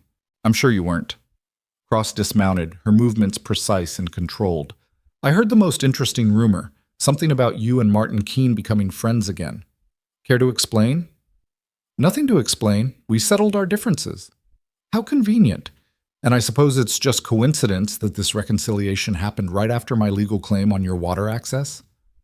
"Coincidence or not, it's none of your business." Cross smiled, but there was no warmth in it. "Everything that happens in this valley is my business, Mr. Holt, especially when it involves people trying to work around me." "I'm not working around you. I'm working with my neighbors, like ranchers have done for decades." "Your neighbors who happen to provide exactly what you need to bypass my territory? Don't insult my intelligence." Samuel stepped forward. "You got a point to make, Mrs. Cross, or did you just come here to complain? My point is that Mr. Holt seems to think he can outmaneuver me, that with Keen's help, he can make his drive and save his failing ranch, but he's forgotten something important." "What's that?" Grayson asked. "I don't just control the routes, I control the buyers." Cross adjusted her gloves, the gesture casual, but weighted. "I've already spoken to the major cattle brokers in Kansas City, mentioned that there might be some questions about the quality of Holt beef, health concerns, possibly. Wouldn't want them buying diseased cattle, would we?" The silence that followed was sharp as broken glass. "That's a lie," Grayson said, his voice low and dangerous. "Is it? Or is it just prudent business practice to warn buyers about potential risks? You understand, I have a reputation to protect. Can't have substandard cattle flooding the market and bringing down prices for everyone. My cattle are healthy. You know it, I know it, everyone knows it. What I know and what I can prove are 2 different things. And in business, perception matters more than truth." Cross mounted her horse again, looking down at Grayson from her elevated position. "You can make your drive if you insist. Use Keen's land, take whatever route you want. But when you get to market and no one will buy from you, when you've spent every last dollar you have on a trip that nets you nothing, don't say I didn't warn you." "You can't do this. I already have. The letters were sent yesterday." She gathered her reins. "You still have one option, Mr. Holt. Sell to me, today. I'll give you the same offer as before, enough to clear your debts and start over. But this is the last time I make it. And if I refuse, then you'll lose everything anyway, but you'll lose it slower, more painfully. Your choice." She rode off, her men following. The dust they kicked up hung in the air like smoke. Harper watched Grayson's face as he stared after them.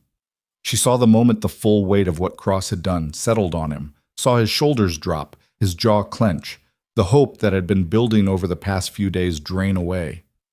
"She's bluffing," Samuel said, but he didn't sound convinced. "No, she's not." Grayson turned and walked toward the barn. "She's done exactly what she said, and now we're finished." Harper followed him. "Wait. There's nothing to wait for. She's cut off the market. Even if we make the drive, we can't sell. It's over." "It's not over until you give up." Grayson spun to face her, anger and frustration pouring out. "What do you want me to do, Harper? Magic up new buyers? Cross has connections I can't match. If she tells them not to buy from me, they won't. Simple as that. Then we find buyers she doesn't control.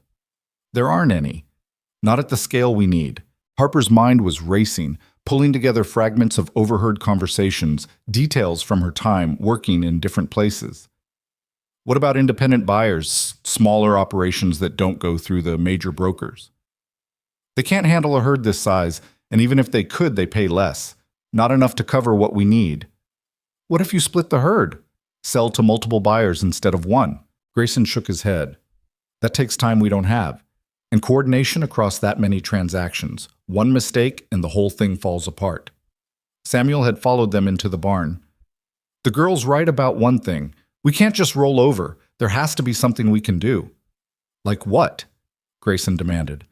Cross has been building her empire for years. She's got lawyers, money, connections. We've got a broken ranch and desperation. We've got more than that, Harper said quietly. We've got time. Both men looked at her. What do you mean? Grayson asked. Cross is confident. She thinks she's already won. That means she's not expecting us to fight back. Fight back how? Harper pulled out one of the chairs in the barn's small office and sat down. Tell me about the legal claim, the water rights. When did Cross actually file it? Week and a half ago. Why? And when's the hearing? 5 weeks from now. But when did she have the survey done, the one she's basing the claim on? Grayson frowned. I don't know. Why does that matter? Because if she had it done recently, that means she's been planning this for a while. But if it was done earlier, months ago maybe, then there might be something in the timing we can use. Samuel straightened. You think there's something wrong with her claim? I think claims like that require specific conditions to be met. Dates filed, surveys completed, public notices issued. If she skipped something or did it out of order, it might invalidate the whole thing. Grayson was staring at her. How do you know this? I worked for a land surveyor in Colorado for a few months. Picked up enough to know that legal claims are complicated, easy to make mistakes if you're rushing. Cross doesn't make mistakes. Everyone makes mistakes, especially when they're arrogant enough to think no one will check their work. A spark of something, hope maybe, or just stubbornness, lit in Grayson's eyes. Where would we even look? The county clerk's office? That's where all the filings go, public record. Anyone can request to see them. Samuel was nodding slowly. It's worth trying. Worst case, we waste a day and confirm she did everything right. Best case, we find something we can use. I'll go, Harper said. Tomorrow, first thing. I should go, Grayson said. It's my ranch. And if Cross has someone watching the clerk's office, you showing up will tell her exactly what we're looking for. But me? I'm just the cook. Nobody pays attention to the cook. Grayson looked like he wanted to argue, but couldn't find a flaw in the logic. Fine, but Samuel goes with you. I can manage alone. Samuel goes, that's not negotiable. Harper nodded. First light, then. That night, she lay awake again, thinking through what she was about to do. Going through legal records meant drawing attention, asking questions, making herself visible in ways she'd spent years avoiding. But there was no other choice. Around midnight, she heard footsteps on the porch. Quiet, careful footsteps that didn't belong. Harper slid out of bed and pressed herself against the wall beside the door, listening. The footsteps moved past her room, heading toward the main part of the house. Harper grabbed her knife, the one she kept sharp and close, and eased her door open. A figure stood in the kitchen, silhouetted against the window. Too tall for Charlie, wrong build for Samuel. Harper's grip tightened on the knife. You can come out, Grayson's voice said quietly. I know you're there. Harper stepped into the doorway, lowering the knife. Thought you were an intruder? Just couldn't sleep. He turned to face her. In the moonlight filtering through the window, his face looked older, more lined. Keep thinking about what Cross said, about losing everything. Harper moved into the kitchen but kept her distance. You're not going to lose. You don't know that. No, but I know giving up guarantees it. Fighting at least gives you a chance. Grayson leaned against the counter. Why are you doing this? All of it. Going to Keene, going to the clerk's office tomorrow. This isn't your fight. I work here. That makes it my fight. That's not an answer. Harper set the knife down on the table. I've spent most of my life running. Every time things got hard or dangerous or complicated, I left. Found a new place, started over. It worked for a long time. But But I'm tired of running, and this place... She paused, searching for words.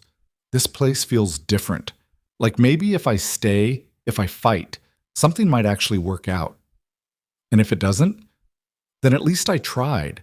That's more than I can say about most of my life. They stood in the quiet kitchen, two people who'd both learned not to trust easily, both taking a risk on something that might fail. I should let you sleep, Grayson said finally. Long ride tomorrow. Yeah. He moved toward the door, then stopped. Harper, whatever happens, I'm glad you stayed.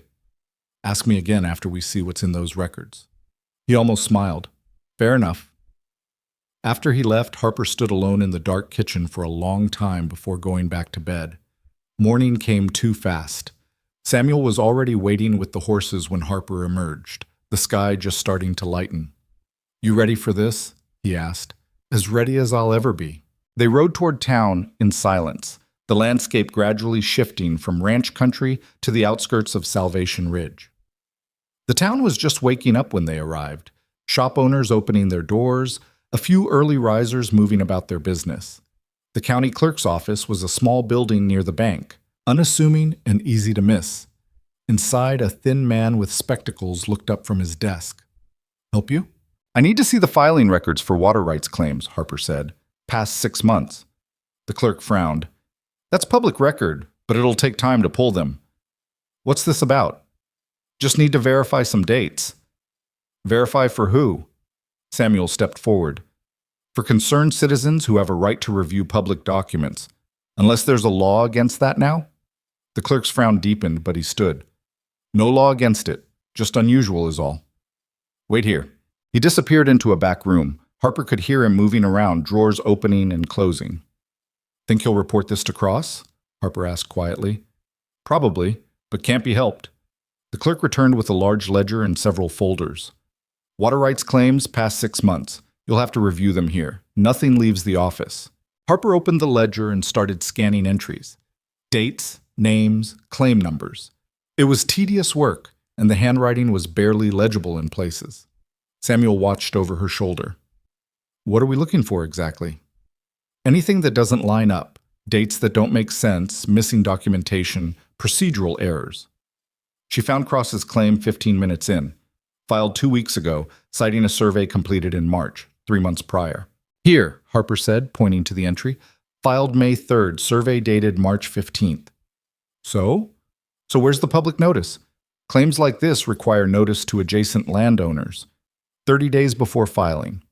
Samuel leaned closer. Maybe it's in one of those folders. They went through each document carefully. Survey report. Legal description of the disputed land. Cross's signature. But no proof of public notice sent to Grayson. It's not here, Harper said. Could be filed separately. Harper turned to the clerk. Where would we find public notices for property claims? Separate section, over there. He pointed to another set of shelves. They spent another hour going through notices. Nothing from Cross to Grayson. Nothing dated between March and May that matched the claim. She didn't send it, Samuel said slowly. She filed the claim without giving proper notice. Or she sent it and didn't document it, Harper said, which is almost as bad from a legal standpoint. What does this mean? It means her claim might not be valid. If she didn't follow procedure, the whole thing could be thrown out. Samuel grinned. We got her. Maybe. We need to document this. Make copies if we can. The clerk allowed them to copy the relevant pages, though he looked increasingly nervous about the whole thing. Harper paid him for the copies, and they left with the documents tucked safely in Samuel's saddlebag. On the ride back, Samuel was practically bouncing in his saddle. Wait till Grayson sees this. Cross thought she was so smart, and she skipped a basic step. Don't celebrate yet. She might have lawyers who can explain it away. Or she might have just made the first real mistake of her life. They arrived at the ranch to find Grayson pacing in front of the house. He saw them coming and strode forward. Well? Harper dismounted and pulled out the copies. Cross filed her claim without sending public notice to you, or if she did, there's no record of it. Grayson took the papers, his eyes scanning quickly. You're sure? As sure as we can be. Samuel and I both went through everything. No notice on file. What does this mean? Can we use it? You need a lawyer, a good one. But if they can prove Cross violated procedure, the claim gets thrown out. I don't have money for a lawyer, Samuel spoke up. Keene might know someone. He's been through enough legal battles. He's got to have a lawyer he trusts. Grayson looked at the papers again, something shifting in his expression. This is real. This could actually work. Don't get ahead of yourself, Harper warned. Cross has money and connections. She'll fight this. Let her fight. For the first time in months, I've got something to fight back with. He looked at Harper, really looked at her. How did you know to check this? Experience. And the fact that confident people get sloppy. They stop double-checking because they're so sure they can't be wrong. Thank you. The words were simple, but the weight behind them was clear. Harper nodded. Thanks Samuel, too. He's the one who had to sit through me reading bad handwriting for 2 hours. Worth every minute, Samuel said. Grayson spent the rest of the day writing letters, to Keene asking for a lawyer recommendation, to the county clerk requesting formal documentation of the missing notice, to anyone who might be able to help build a case against Cross's claim. Harper went back to the kitchen and tried to focus on preparing dinner, but her mind kept circling around what they'd found. It was good news, the best they'd had in weeks. But it also meant Cross would escalate. She wouldn't take this lying down. That night at dinner, Grayson explained what they'd discovered. Charlie looked confused by the legal details, but he understood the core of it. So we might beat her? Actually beat her? We might have a chance, Grayson corrected. That's not the same as winning. It's more than we had yesterday, Samuel said. They ate quietly after that, each of them processing what this meant. Nate was still in town recovering, which left them short-handed for the work that needed doing. But the mood was different somehow, lighter, like maybe the impossible wasn't quite so impossible after all. Harper was cleaning up after the meal when she heard horses again. Her stomach dropped. Not again. But when she looked out, it wasn't Cross. It was a single rider, moving fast. As he got closer, she recognized him. Wes Dalton. Harper stepped outside. Grayson and Samuel were already there, both of them tense. Wes pulled up his horse and dismounted. He looked terrible, unshaven, dirty, like he'd been riding hard for days. I need to talk to you, he said, his voice hoarse. You've got nerve showing your face here, Samuel growled. I know what you think of me, but I need to tell you something about Cross. Grayson's hand moved toward his hip where Harper knew he kept a pistol. Start talking. She's planning something bigger than the water claim. I heard her talking to her lawyers last week. She's going to file multiple claims, not just water, but land boundaries, right-of-way, grazing permits, everything she can think of to bury you in legal battles you can't afford to fight. Why are you telling us this? Harper asked. Wes looked at her, and she saw something in his face that might have been shame. Because I saw what happened to Nate. That fence. That was supposed to send a message, not hurt anyone. I told her men to make it look dangerous, not actually be dangerous. They went too far. You're still responsible, Grayson said coldly. I know, and I'll have to live with that. But I'm done working for her. She's got no limits, no line she won't cross. I thought it was just business, but it's not. It's personal for her. She wants to destroy you. Samuel spat. And we're supposed to believe you care now. Believe what you want. But I'm telling you the truth. Cross is going to file those claims within the week, and she's also putting pressure on your creditors, trying to get them to call in debts early, force you into bankruptcy before you can even make the drive. The information hit like a physical blow. Harper saw Grayson process it, saw the hope from earlier in the day start to crumble. Why would she go this far? Grayson asked. It's just land, just business. It's not about the land anymore. It's about winning, about proving she can't be beaten. Wes shifted his weight. I came to warn you because I owe you that much. What you do with the information is up to you. He turned to leave, but Grayson stopped him. Wait. Wes turned back. If you really want to make this right, give me something I can use. Evidence, documentation, proof of what Cross is planning. I don't have access to that anymore. She cut me off when I told her I was done. Then this conversation is worthless. Maybe, but at least you know what's coming. Wes mounted his horse. For what it's worth, I'm sorry. About Nate. About all of it. He rode off into the gathering darkness. No one spoke for a long time. Finally, Samuel broke the silence. Think he's telling the truth? Doesn't matter, Grayson said quietly. Even if he's lying, we have to assume Cross is planning exactly what he described, because that's what I'd do if I were her. Harper's mind was racing again, trying to find angles, options, ways out. If she's pressuring your creditors, you need to talk to them first, before she gets to them. And say what? I'm already behind on payments. They'd be doing themselves a favor calling in the debts. Unless you give them a reason not to. Harper turned to face him. Who's your biggest creditor, besides Cross? Bank in town. I owe them for equipment loans, operating expenses, maybe $3,000. Can you pay any of it? Not without selling cattle, which I can't do because we need the full herd for the drive. Samuel cleared his throat. What about Keene? He's helping with grazing land. Maybe he'd loan you enough to make a payment, show good faith to the bank. I can't ask him for money. He's already doing more than he should. You're not asking, Harper said. I am. Grayson shook his head. No, absolutely not. Why not? He listened to me before. Because there's a difference between asking for land access and asking for money. One's a favor between neighbors. The other's charity. It's not charity if you pay it back. I can't guarantee I'll be able to pay it back. Harper stepped closer. Then you need to decide what matters more, your pride or your ranch, because Cross is counting on you choosing pride. She's counting on you being too stubborn to ask for help. The words hung in the air between them. Grayson's jaw was tight, his hands clenched at his sides. I'll think about it, he said finally. Think fast, because if what Wes said is true, we don't have much time. Harper went back inside, leaving the men to their conversation. In the kitchen, she started preparing ingredients for tomorrow's meals, her hands moving automatically while her mind worked through scenarios. Cross was escalating faster than expected. The legal maneuvering, the pressure on creditors, the multiple fronts of attack. It was designed to overwhelm, to make fighting back impossible. But there had to be something, some angle they hadn't considered. Harper pulled out her notebook and started writing. Not observations this time, but calculations, numbers, timelines, trying to find the pattern in Cross's strategy, the weak point they could exploit. She was still working when Grayson appeared in the doorway an hour later. What are you doing? He asked, trying to figure out how Cross thinks, where she's vulnerable. Grayson pulled out a chair and sat across from her. And?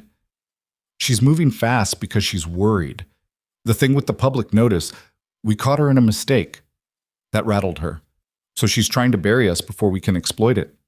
Which means her new claims, the ones Wes mentioned, might have the same problems. She's rushing, and when people rush, they make mistakes. Grayson was quiet for a moment. Then he said, I'm going to Keene tomorrow, going to ask for a loan. Harper looked up from her notebook. That's the right call. Doesn't feel right. Feels like begging. It's not begging. It's strategy and survival. You always this practical about everything? I've had to be. Grayson studied her across the table. One of these days, you're going to tell me your story, the real one. Maybe, when there's time. Fair enough. He stood. Get some rest. Tomorrow's going to be long. After he left, Harper closed her notebook and sat in the quiet kitchen. Outside, the night was dark and vast. Inside, she felt the weight of what was coming settling over her like a blanket. They were running out of time and options. Cross had the money, the connections, the legal expertise, but they had something she didn't. They had desperation. And desperation, Harper had learned over years of barely surviving, could be its own kind of strength. She blew out the lamp and headed to her room, already planning for tomorrow. Grayson rode out to Keene's ranch before dawn, alone this time. Harper watched him go from the kitchen window, coffee cup warm in her hands. She knew what it cost him to make that ride, to put aside pride and ask for help. Some men would rather lose everything than admit they needed saving. She'd known men like that. Watched them destroy themselves over stubbornness. At least Grayson was trying. Samuel appeared in the doorway, looking older than usual in the early morning light. He'll be fine. Keene's a reasonable man. Reasonable doesn't always mean willing. No, but sometimes it does. Samuel poured himself coffee. You worried? About which part? The loan, the legal battles, Cross coming after us harder, or the fact that we're still short-handed with Nate laid up? Fair point. Lot to worry about. He settled into his usual chair. For what it's worth, I've been doing this a long time. Seen ranches fail, seen them survive against worse odds. What makes the difference isn't money or luck. It's people who refuse to quit. And if refusing to quit isn't enough, then at least you go down swinging. Samuel took a sip of his coffee. You're thinking about leaving again, aren't you? Harper hadn't realized it was that obvious. Crossed my mind. But you're still here. For now. That's all any of us have. For now.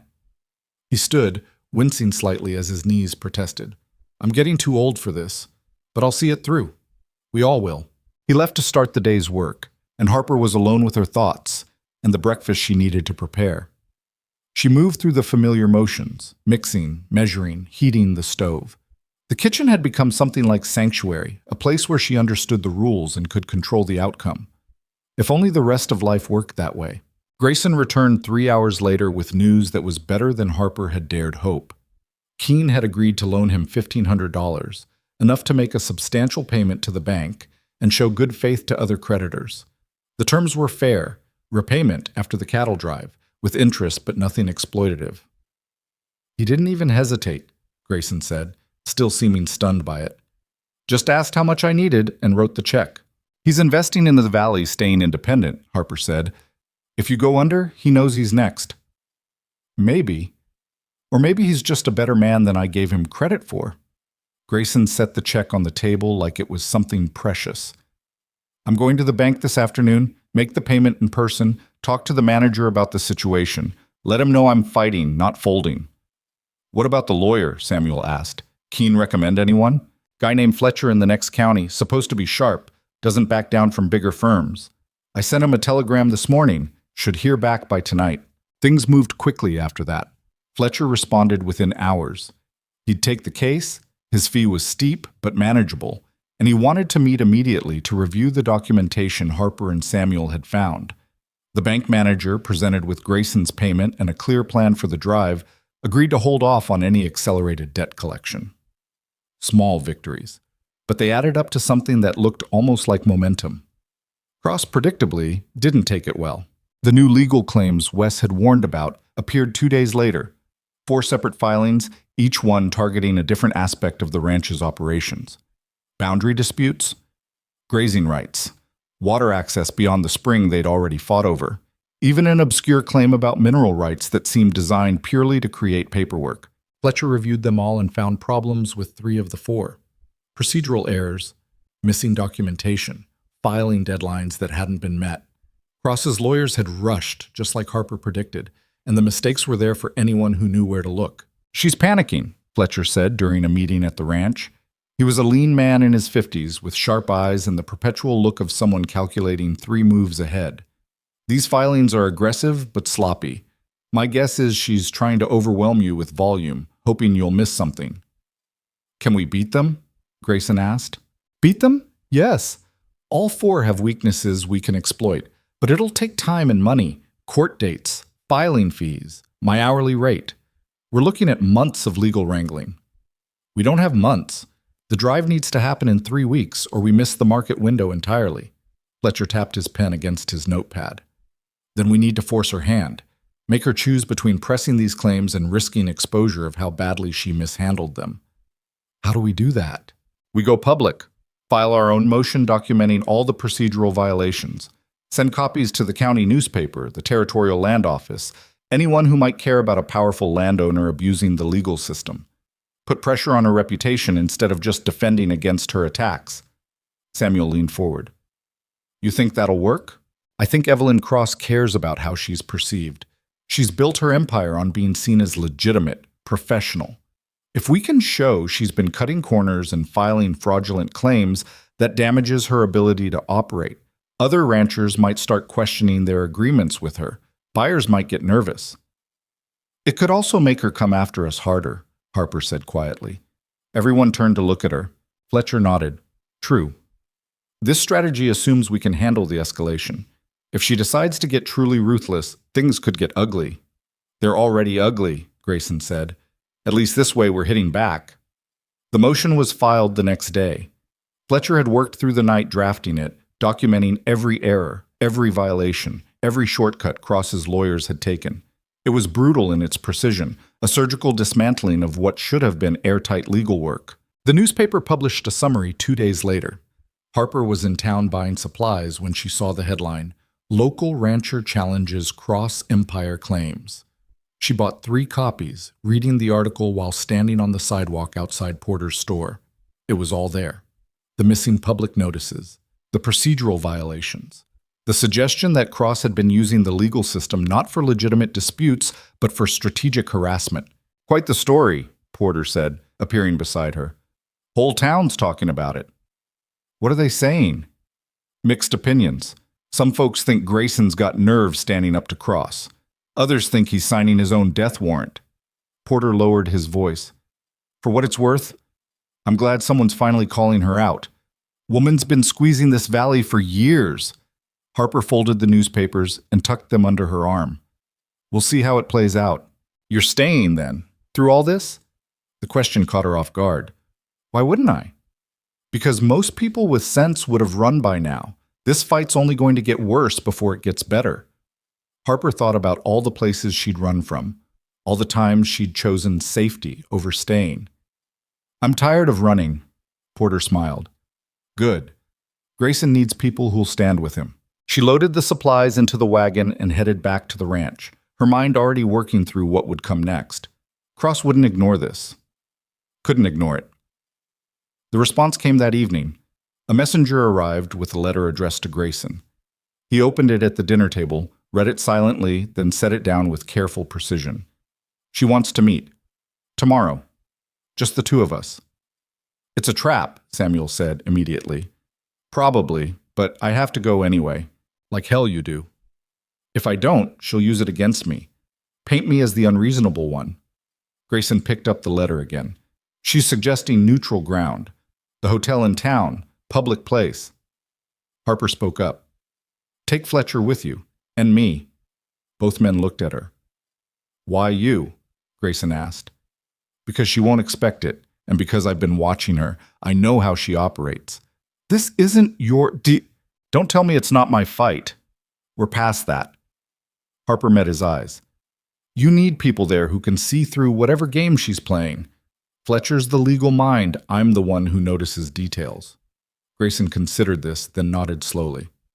"All right, but you stay quiet unless I signal otherwise." "Fine." The meeting was set for 2 o'clock the next day. Harper dressed carefully.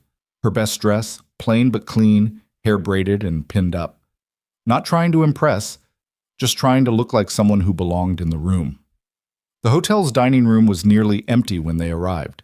Cross was already there, seated at a corner table with 2 men Harper didn't recognize. Lawyers, probably, from the way they carried themselves. Grayson, Fletcher, and Harper took seats across from them. Cross studied Harper with undisguised curiosity. "Bringing the help to business meetings now, Mr. Holt?" "Miss Lane has proven herself valuable in ways beyond cooking," Grayson said evenly. "I'm sure she has." Cross's tone suggested she meant something other than what she was saying. "Well, since we're all here, let's get to business. I've reviewed the motion your attorney filed, quite the creative interpretation of the facts." "Facts aren't subject to interpretation," Fletcher said. "Your filings violated multiple procedural requirements. That's documented reality, not creativity. Procedural technicalities, nothing that affects the substance of the claims. Procedural law exists for a reason, Mrs. Cross. You can't simply ignore it because it's inconvenient." Cross smiled. "I can when the alternative is spending 6 months in court watching a desperate rancher try to delay the inevitable." She leaned forward slightly. "Here's what's going to happen. You're going to withdraw your motion and stop this public relations stunt. In exchange, I'll drop 2 of the 4 claims I filed. The remaining 2 will settle quickly and quietly." "And if we refuse?" Grayson asked. "Then I proceed with all 4 claims plus several more I've been preparing. I tie you up in legal battles until long past the market window. Your cattle drive never happens. Your ranch fails. And I buy it at bankruptcy auction for pennies on the dollar." She paused. "Or you can accept my offer now and at least walk away with something." Fletcher started to respond, but Harper spoke first. "You're scared." The room went silent. Cross's eyes narrowed. "Excuse me?" "You're scared," Harper repeated, her voice calm. "That article rattled you. Not because of what it said about the legal violations, you can probably explain those away, but because it got people asking questions, made them wonder what else you've been cutting corners on. You have no idea what you're talking about, don't I? You've built your empire on being untouchable, on everyone believing you're too smart, too connected, too powerful to fail. But now there's doubt, and doubt spreads faster than truth in a small valley like this. One of Cross's lawyers cleared his throat. Mrs. Cross, perhaps we should— Quiet. Cross's gaze never left Harper. You think you understand me because you've served me dinner once? You're a cook, an employee. You're nothing. Harper had been called worse by people who mattered more. Maybe, but I noticed things, like how you filed 4 claims at once instead of spacing them out, like how you're here offering to drop 2 of them immediately. That's not strength. That's desperation. I'm offering a reasonable settlement. You're offering to cut your losses before people realize how weak your position really is. Harper leaned forward. Here's what I think. You overextended, got so focused on crushing Mr. Holt that you stopped being careful, and now you're worried that if this goes to court, if all your shortcuts and violations get examined in public, it'll undermine everything else you've built. Cross's face had gone hard as stone. You're making quite the accusation. I'm making an observation, and from where I'm sitting, you look like someone who knows she made a mistake and is trying to fix it before anyone else notices. The silence that followed was sharp enough to cut. Finally, Cross stood. This meeting is over. We're not accepting your settlement, Grayson said quietly. We're going to court. All 4 claims. And we're going to document every single violation of procedure you've committed.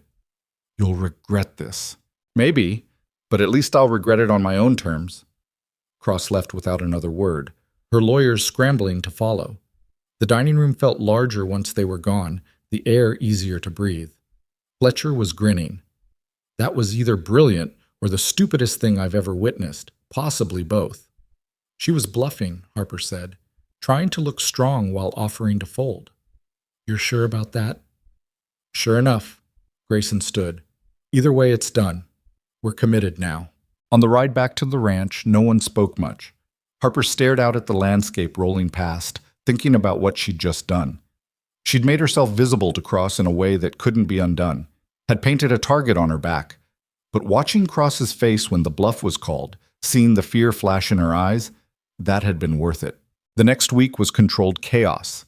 Fletcher filed additional motions. Cross's lawyers filed responses. The newspaper published follow-up articles. The whole valley seemed to be watching, waiting to see which side would break first. And through it all, the work of the ranch continued. Cattle to be moved, fences to be repaired, meals to be cooked. Nate returned from town, still limping, but insisting he could work. Charlie picked up extra tasks without being asked. Samuel kept everyone moving forward through sheer force of will. Harper's kitchen became something like command center, strategy discussions over breakfast, legal reviews over dinner, plans and contingencies sketched out on paper between meals. She'd stopped thinking about leaving, stopped calculating exit routes and backup plans. This was it. This was where she'd make her stand. The legal hearing started on a Tuesday. Fletcher represented them well, documenting Cross's violations with methodical precision. Her lawyers argued technicalities and filed motions to dismiss. The judge, an older man who'd clearly seen his share of land disputes, listened to everything with the patience of stone. His ruling came 3 days later. 2 of Cross's claims were dismissed outright for procedural violations. The third was remanded for additional documentation. The fourth, the original water rights claim, was allowed to proceed but with significant restrictions on what Cross could argue. It wasn't complete victory, but it was enough. More importantly, it shifted the momentum. Other ranchers started questioning their agreements with Cross. Buyers began asking for documentation of her claims to various routes and territories. The empire she'd built on confidence and control started showing cracks. But Cross had one more move to make. The morning they were scheduled to begin the cattle drive, Harper woke to the sound of shouting. She pulled on her clothes and ran outside to find Grayson and Samuel standing near the barn, staring at something. The herd was gone. Not all of it, maybe 50 head remained, scattered and nervous. But the bulk of the cattle, over 300 animals, had vanished. Stolen, Samuel said, his voice flat with rage. Sometime during the night, someone cut the fence and drove them off. Harper felt her stomach drop. Without the herd, there was no drive, no money, no way to pay debts or save the ranch. Everything they'd fought for, gone. Cross, Grayson said quietly. Had to be. Can we prove it? Does it matter? By the time we prove anything, it'll be too late. Samuel kicked at the dirt. We track them, find where they were taken, get them back. With what? 3 people and no idea which direction they went? Grayson's voice was hollow. It's over. She won. Harper stood there, watching the man who'd fought so hard finally break, watching years of determination crumble under the weight of one devastating blow. And something inside her snapped. No, she said. Both men looked at her. No? Grayson repeated. We're not done. Not yet. Harper's mind was racing, pulling together fragments of overheard conversations, details from weeks of watching and listening. Wes. What about him? He warned us about Cross's legal strategy, said he was done working for her. What if he knows about this too? Even if he does, why would he help us now? Because he's trying to make amends, and because if Cross gets away with cattle theft on top of everything else, it proves she's untouchable. That might scare him more than helping us. It was thin reasoning, but it was all they had. They found Wes 2 hours later at a boarding house in town. He looked worse than when they'd last seen him, thinner, haunted, like a man who wasn't sleeping well. When Grayson explained what happened, Wes went pale. She didn't tell me about this. I swear. I've been out of it for weeks. But you know her operation, where she'd hide stolen cattle. Wes hesitated, clearly torn. Then he nodded. There's a box canyon on her eastern property. Remote, hard to access. She uses it for off-book transactions, cattle that don't officially exist. How many men would she have guarding it? 3, maybe 4, but they're not ranch hands. They're the kind of men who get paid to not ask questions. Grayson and Samuel exchanged looks. We'd need more people. Keen, Harper said, if we explain what happened. He's not going to risk his men for our cattle. He might if we explain this affects him too. If Cross is willing to steal from you, she'll steal from anyone. It took some convincing, but Keen agreed to help. Not just with men, but with a plan. They'd approach the canyon from 2 directions, use the remaining daylight to scout positions, then move in at dawn, when Cross's men would be least alert. It was dangerous, possibly illegal, depending on how you interpreted property rights and cattle recovery, but they were out of options and out of time. The night before the raid, Harper couldn't sleep. She lay in her small room listening to the men preparing, checking weapons, planning routes, the quiet efficiency of people who knew the stakes. Around midnight, Grayson knocked on her door. You should stay here tomorrow, he said. This could get ugly. I'm going. Harper, I'm going. I've come this far. I'm seeing it through. He studied her face in the lamplight. You know this might not work. We might lose everything anyway. Then we lose fighting. That's better than giving up. You really believe that? I have to. Otherwise, what's the point of any of it? Grayson nodded slowly. Get some sleep. We leave before dawn. The approach to the canyon took 3 hours, the group moving slowly through terrain that fought them every step. Keen had brought 5 of his best men, all of them armed and serious. Samuel led one group, Keen the other. Grayson stayed with the main force. Harper went with Samuel's group, carrying a rifle she barely knew how to use but figured she could point if it came to that. They reached their positions as the sun broke over the hills. Below, in the canyon, Harper could see the cattle, hundreds of them, milling in the enclosed space. And 4 men, just like Wes had said, sitting around a small fire drinking coffee. The plan was simple. Surround the canyon, announce themselves, give the men a chance to surrender. If they refused, well, Keen's men knew how to handle themselves. It didn't go simply. One of Cross's men spotted Samuel's group before they were fully in position. Shots were fired, warning shots mostly, but the sound echoed through the canyon and sent the cattle into panicked motion. What followed was chaos. Men shouting, cattle stampeding, dust rising so thick it was hard to see. Harper pressed herself against a rock outcropping, heart hammering, watching figures move through the confusion. Samuel was down. Harper saw him fall, clutching his shoulder, and without thinking, she ran toward him. Bullets kicked up dirt near her feet. Someone was screaming. The cattle were everywhere. a river of panic and hooves. She reached Samuel and dragged him behind cover. Blood soaked his shirt, spreading fast. "I'm fine," he gasped. "Just my shoulder." "You're not fine." Harper pressed her hand against the wound, trying to stop the bleeding. She'd done this before, in that mining camp in Colorado, but never while people were shooting and cattle were stampeding and everything was falling apart. The shooting stopped as suddenly as it started. In the ringing silence that followed, Harper heard Grayson's voice calling for ceasefire. Cross's men had surrendered, or run. Harper couldn't tell which and didn't care. She focused on Samuel, on keeping pressure on the wound, on keeping him conscious and talking. Keene's men rounded up the cattle. The herd was intact mostly. Some animals had scattered during the stampede, but the bulk of them were recoverable. They'd won. But the cost was written in Samuel's blood on Harper's hands. The doctor in town worked on Samuel for 3 hours. The bullet had gone clean through the shoulder, missing bone, but doing damage to muscle and tissue. He'd heal, but it would take time. "Stubborn old fool," the doctor muttered, bandaging the wound. "Should have stayed home at his age instead of playing cowboy." "He's tougher than he looks," Harper said. "He'd have to be, to survive you people." Charges were filed against Cross's men for cattle theft. Evidence was collected. Witnesses gave statements. The legal machinery ground forward with agonizing slowness, but it was moving. Cross herself claimed ignorance, said she had no knowledge of what her men were doing. Her lawyers filed motions and objections, but the damage was done. The newspaper published details of the raid, the stolen cattle, the armed guards in a hidden canyon. Other ranchers came forward with their own stories of suspicious losses, unexplained boundary changes, agreements that benefited Cross more than made sense. The empire started crumbling faster, and the cattle drive finally happened. They left on a Thursday morning, 3 weeks later than planned, but still within the market window. The herd moved slowly through Keene's land, following routes that bypassed Cross's territory entirely.